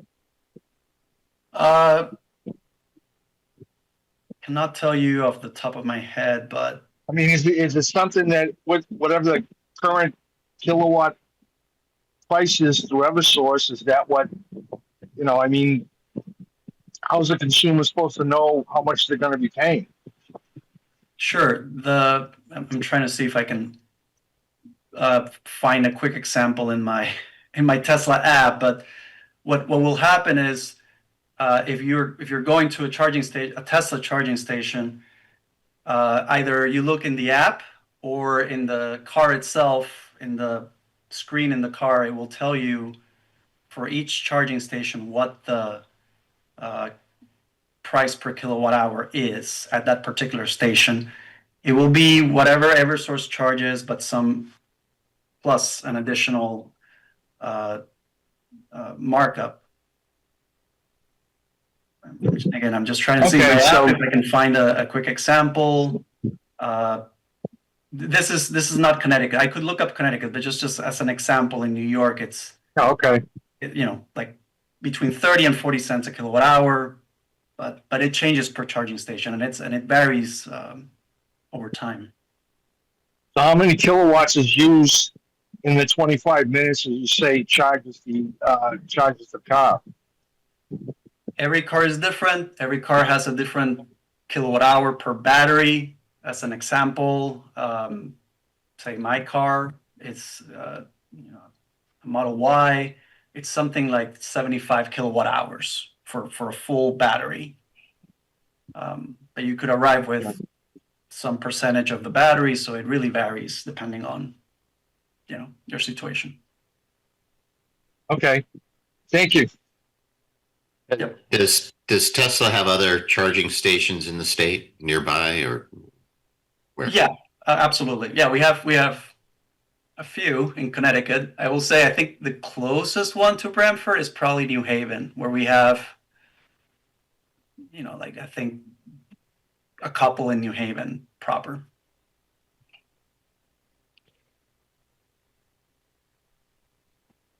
Sharon?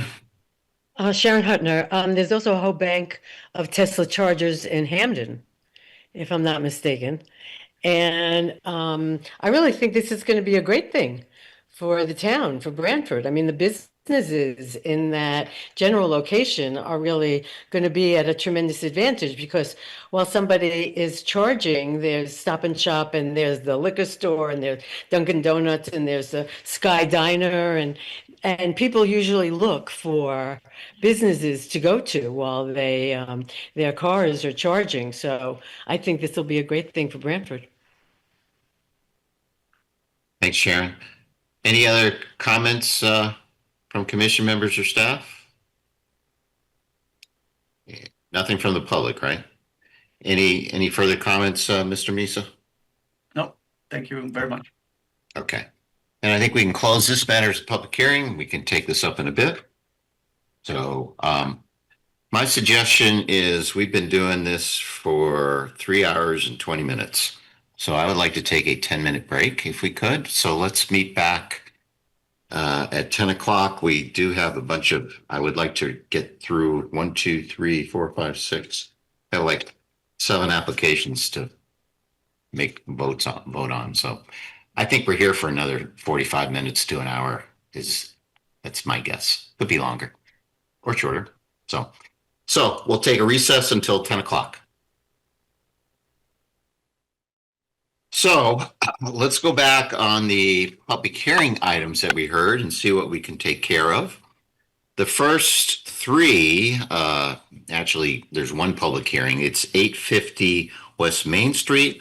That was the 2-lot subdivision, the special exception for grading, and the retail building plan for that one too, auto parts store. So, Jamie, I know you did the staff report on that one, and I think we need 3 separate votes on these. The first one was the subdivision. I think we gotta, what do we do first? Do we do the grading before the subdivision or the subdivision first?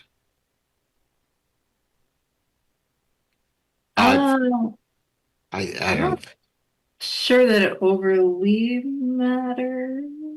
Okay.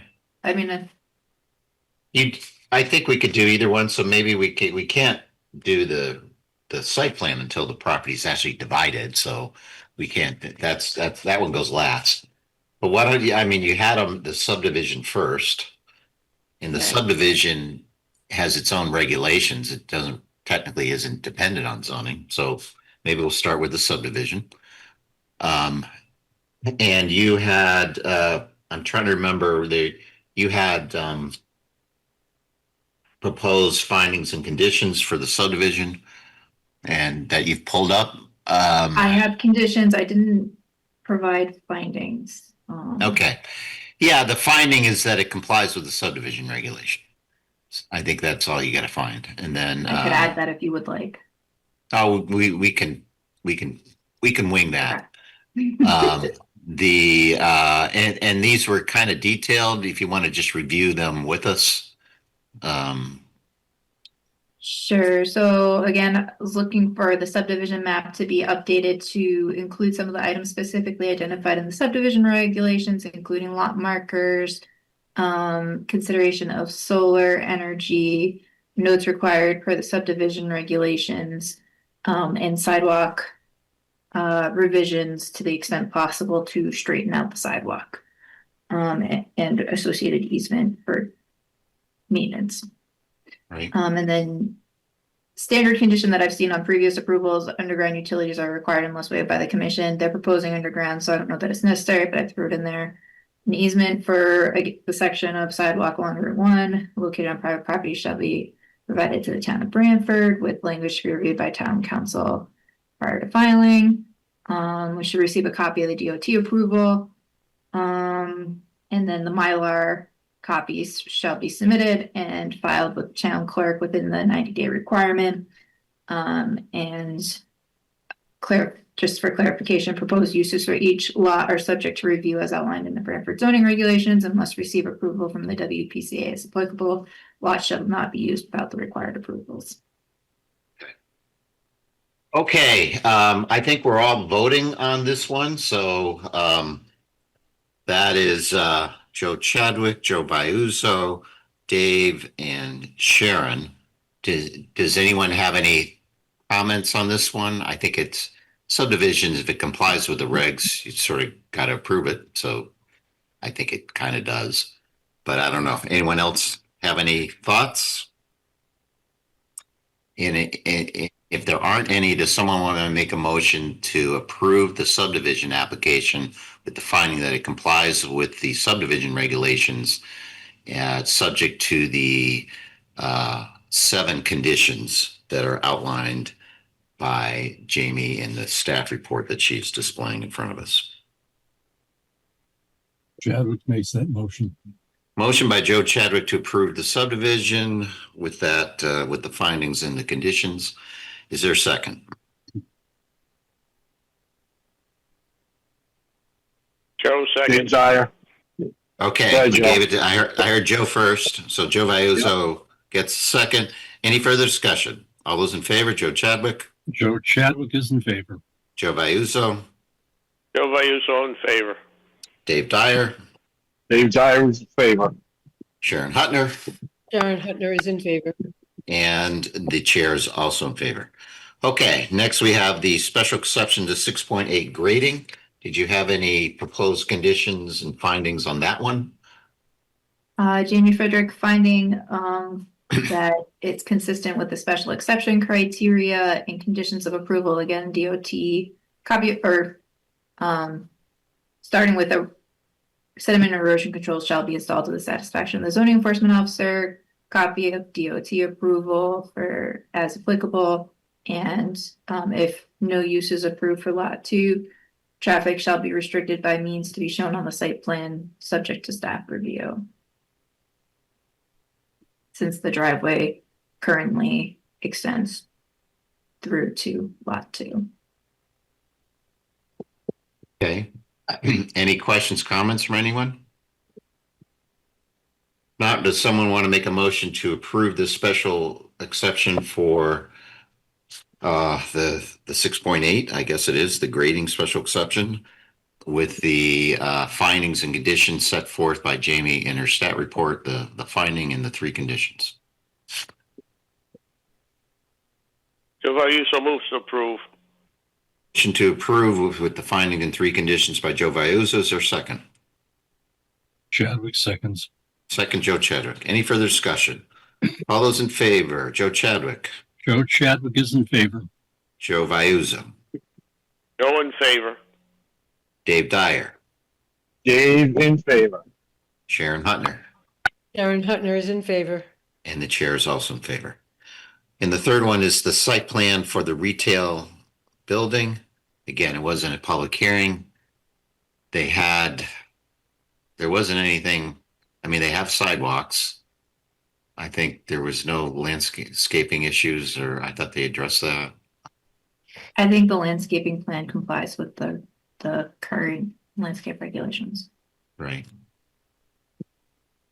Okay, so there are no proposed, I think we can prove with the finding that it complies with the zoning regulations and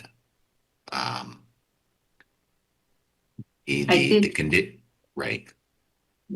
I don't know that it's necessary, but I did add the possible condition regarding signage. Right, yeah. So yeah, we could do that as well. So someone make a motion, I guess, to approve the site plan application with the finding that complies with the zoning regulations with the condition that a separate zoning permit must be submitted for any proposed signage set forth in the proposed condition from Jamie. Chadwick makes that motion. Motion to approve by Joe Chadwick. Is there a second? Dave Dyer seconds. Second by Dave. Any further discussion? All those in favor, Joe Chadwick. Chadwick is in favor. Joe Vayuso. Joe in favor. Dave Dyer. Dave's in favor. Sharon Hutner. Sharon Hutner is in favor. Chair is also in favor, so the application is approved. The next one I think is up is item number 7, which is Paul Kyriakos, applicant, 1729 South Main Street. This was the cleaning up the PDD to add the uses that apparently are existing there, but weren't technically approved as part of the PDD when we approved the Branford Theater Booth application back in whenever it was. 2002. 2002. And okay, so I think the PDD say that when you treat it as a zoning map amendment, we're not actually changing the map, but I think that's what the regular PDD say, that when you change the uses, it's treated like a map amendment. So we're making all these findings. So there's the proposal that we need an effective date of after the date of publication. So presumably July 8th is after the publication. So we're finding that the proposed amendment to the PDD to add those uses is in accordance with the comprehensive plan and also consistent with the plan of conservation and development, and it has an effective date of July 8th, as suggested in the staff report by Dan. Someone want to make that motion to approve with those findings and that condition? Sharon Hutner will move. So move. So move for approval by Sharon Hutner. Is there a second? Chadwick seconds. Second by Joe Chadwick. Any further discussion? All those in favor, Joe Chadwick, Chadwick in favor. Joe Vayuzo, Joe Vayuso in favor. Dave Dyer, Dave Dyer is in favor. Sharon, Sharon Hutner is in favor. and the chair is also in favor. So that application map amendment, PDD amendment is approved. Turning then to item number 8, which is 235 North Main Street. That is the coffee truck. So do you have, and I guess the precedent for that is we did do that. I think we did it at, remember back before Aldi showed up, we had one, and this is the process we followed then. And I seem to recall something way even before that, but on the parking lot next to the Elm, somebody wanted to do a hot dog and we made them do something for that too. So this is following that precedent, falling for a special exception. It sounded like the applicant was aware of the need to not be sloppy. And I guess the eStore Health has to approve this, for the operation, for the food use. Is that correct, Dan? Or somebody Yes. has to, right? Yeah, So, we got their approval from them. Yep. right. Okay.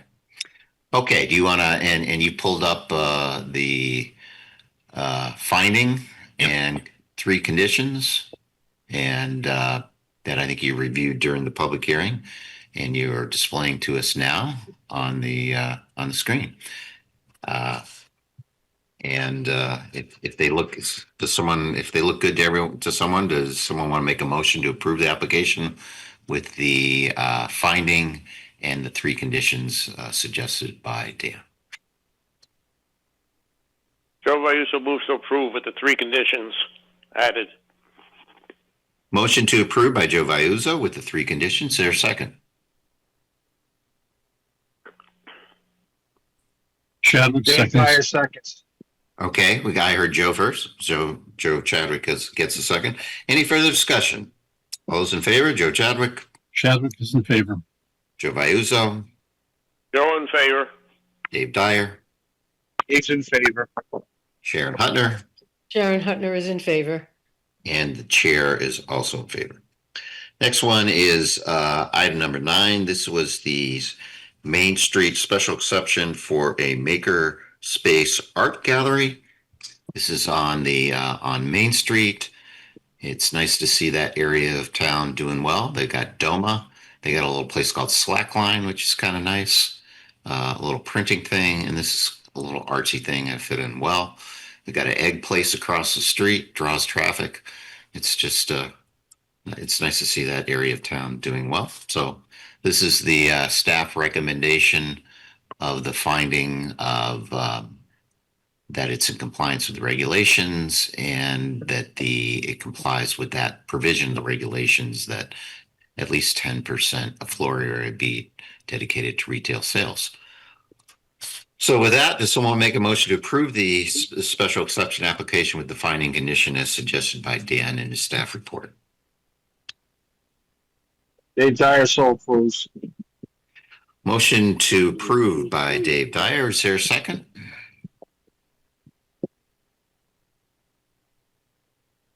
Joe seconds. Second by Joe Vayuzo. Is there, any further discussion? All is in favor. Joe Chadwick, Joe Chadwick is in favor. Joe Vayuzo, Joe Vayuso in favor. Dave Dyer, Dave Dyer's in favor. Sharon, Sharon Hutner is in favor.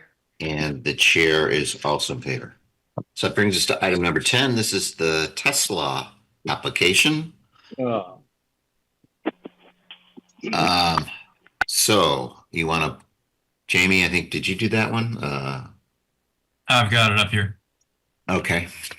And again, this is, we're following it's changing the bulk standards, and I guess you could say the use is allowed in the PDD. I mean, this is the process you go through for a change of use. So treating it as a map amendment. So, any comments by anyone before we vote on this? I mean, a little bit unusual, but I think Sharon, you pointed out it's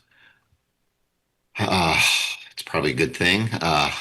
And also there's a requirement, I think John Guskowski pointed out earlier from 2022 that parking lots should have some EV charging areas. And this is, in some ways, you can look at this as sort of helping to bring an existing parking lot more in conformance with what is now required by statute as well.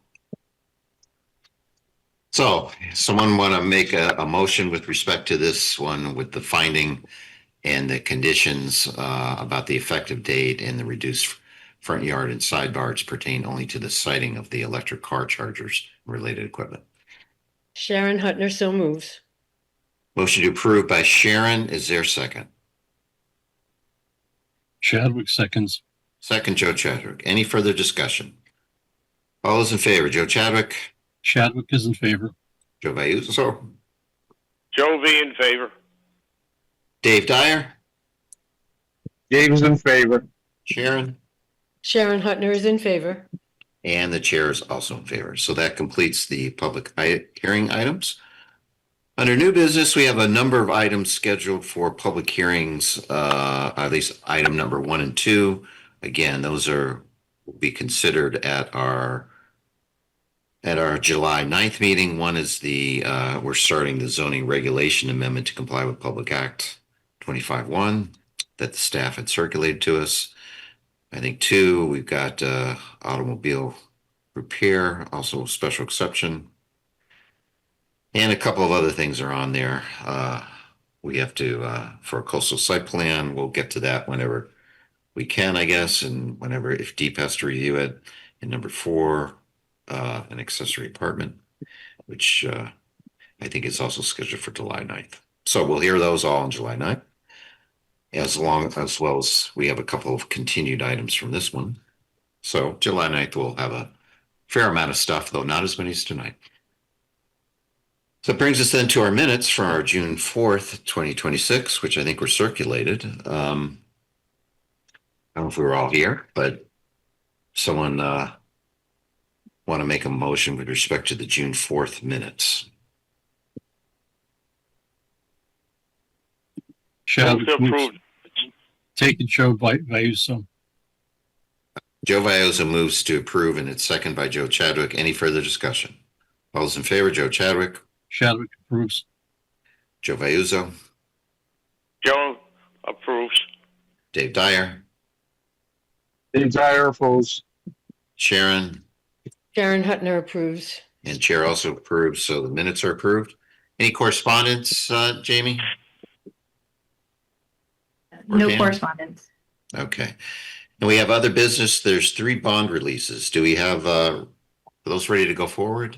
They are not, so request that those get continued to the next meeting. Okay, so those will stay on our agenda for our next meeting. Planners report. What do you got for us, Jamie and Dan? Anything? Nothing pressing. Given the time, I think we can. Okay. Okay. Anything else? Bill, you got anything for us? Anything you want to call out? I just want to mention, I'll follow up tomorrow with Jamie, but that EV charging station issue, I looked quickly at the statute. It became effective in 23, and arguably we should have put it in our regulations, which I don't think we've done. So we should probably flag that going forward. And it's also an infrastructure requirement. It's not an actual charging station requirement. So I think we got some work to do on that. Thanks. But yeah, the collection is it wasn't even in the zoning statutes. It was buried somewhere else. It was like motor vehicle or something. I don't know where it was, but yeah. Yeah. So I know the commission's done conditions relative to the language in the past. So yeah, that's good. Look to codify it. Yeah, we really should. Yeah. Okay. Anything else? John, Bill, Jamie, Dan? Thanks everyone for your hard work and patience tonight. Great. What time is it? It is, look at that, 10:20. We're going to make it under 4 hours, right? We'll call it an even 4. Right. Okay. Okay, with that then, and we eliminated stuff, we approved a bunch of stuff, right in the agenda. That's always our goal. Okay, so with that, does anyone else have anything? And if not, does someone make a motion to adjourn? Chadwick makes that motion. Okay, Joe Chadwick makes a motion to adjourn. Is there a second? Oh, I'll second. Sharon Hutton second. Sharon seconds. Okay, any further discussion? All those in favor, Joe Chadwick, Joe Chadwick is in favor. Joe Vayuso, Joe Vayuso in favor. Dave Dyer, Dave Dyer's in favor. and Chair is also in favor. Thank you, everyone. And We really Sharon appreciate Hutton it. is- Night. This program was brought to you in part through the support of the Town of Branford. Watch town meetings and other videos on demand at BranfordTV.org.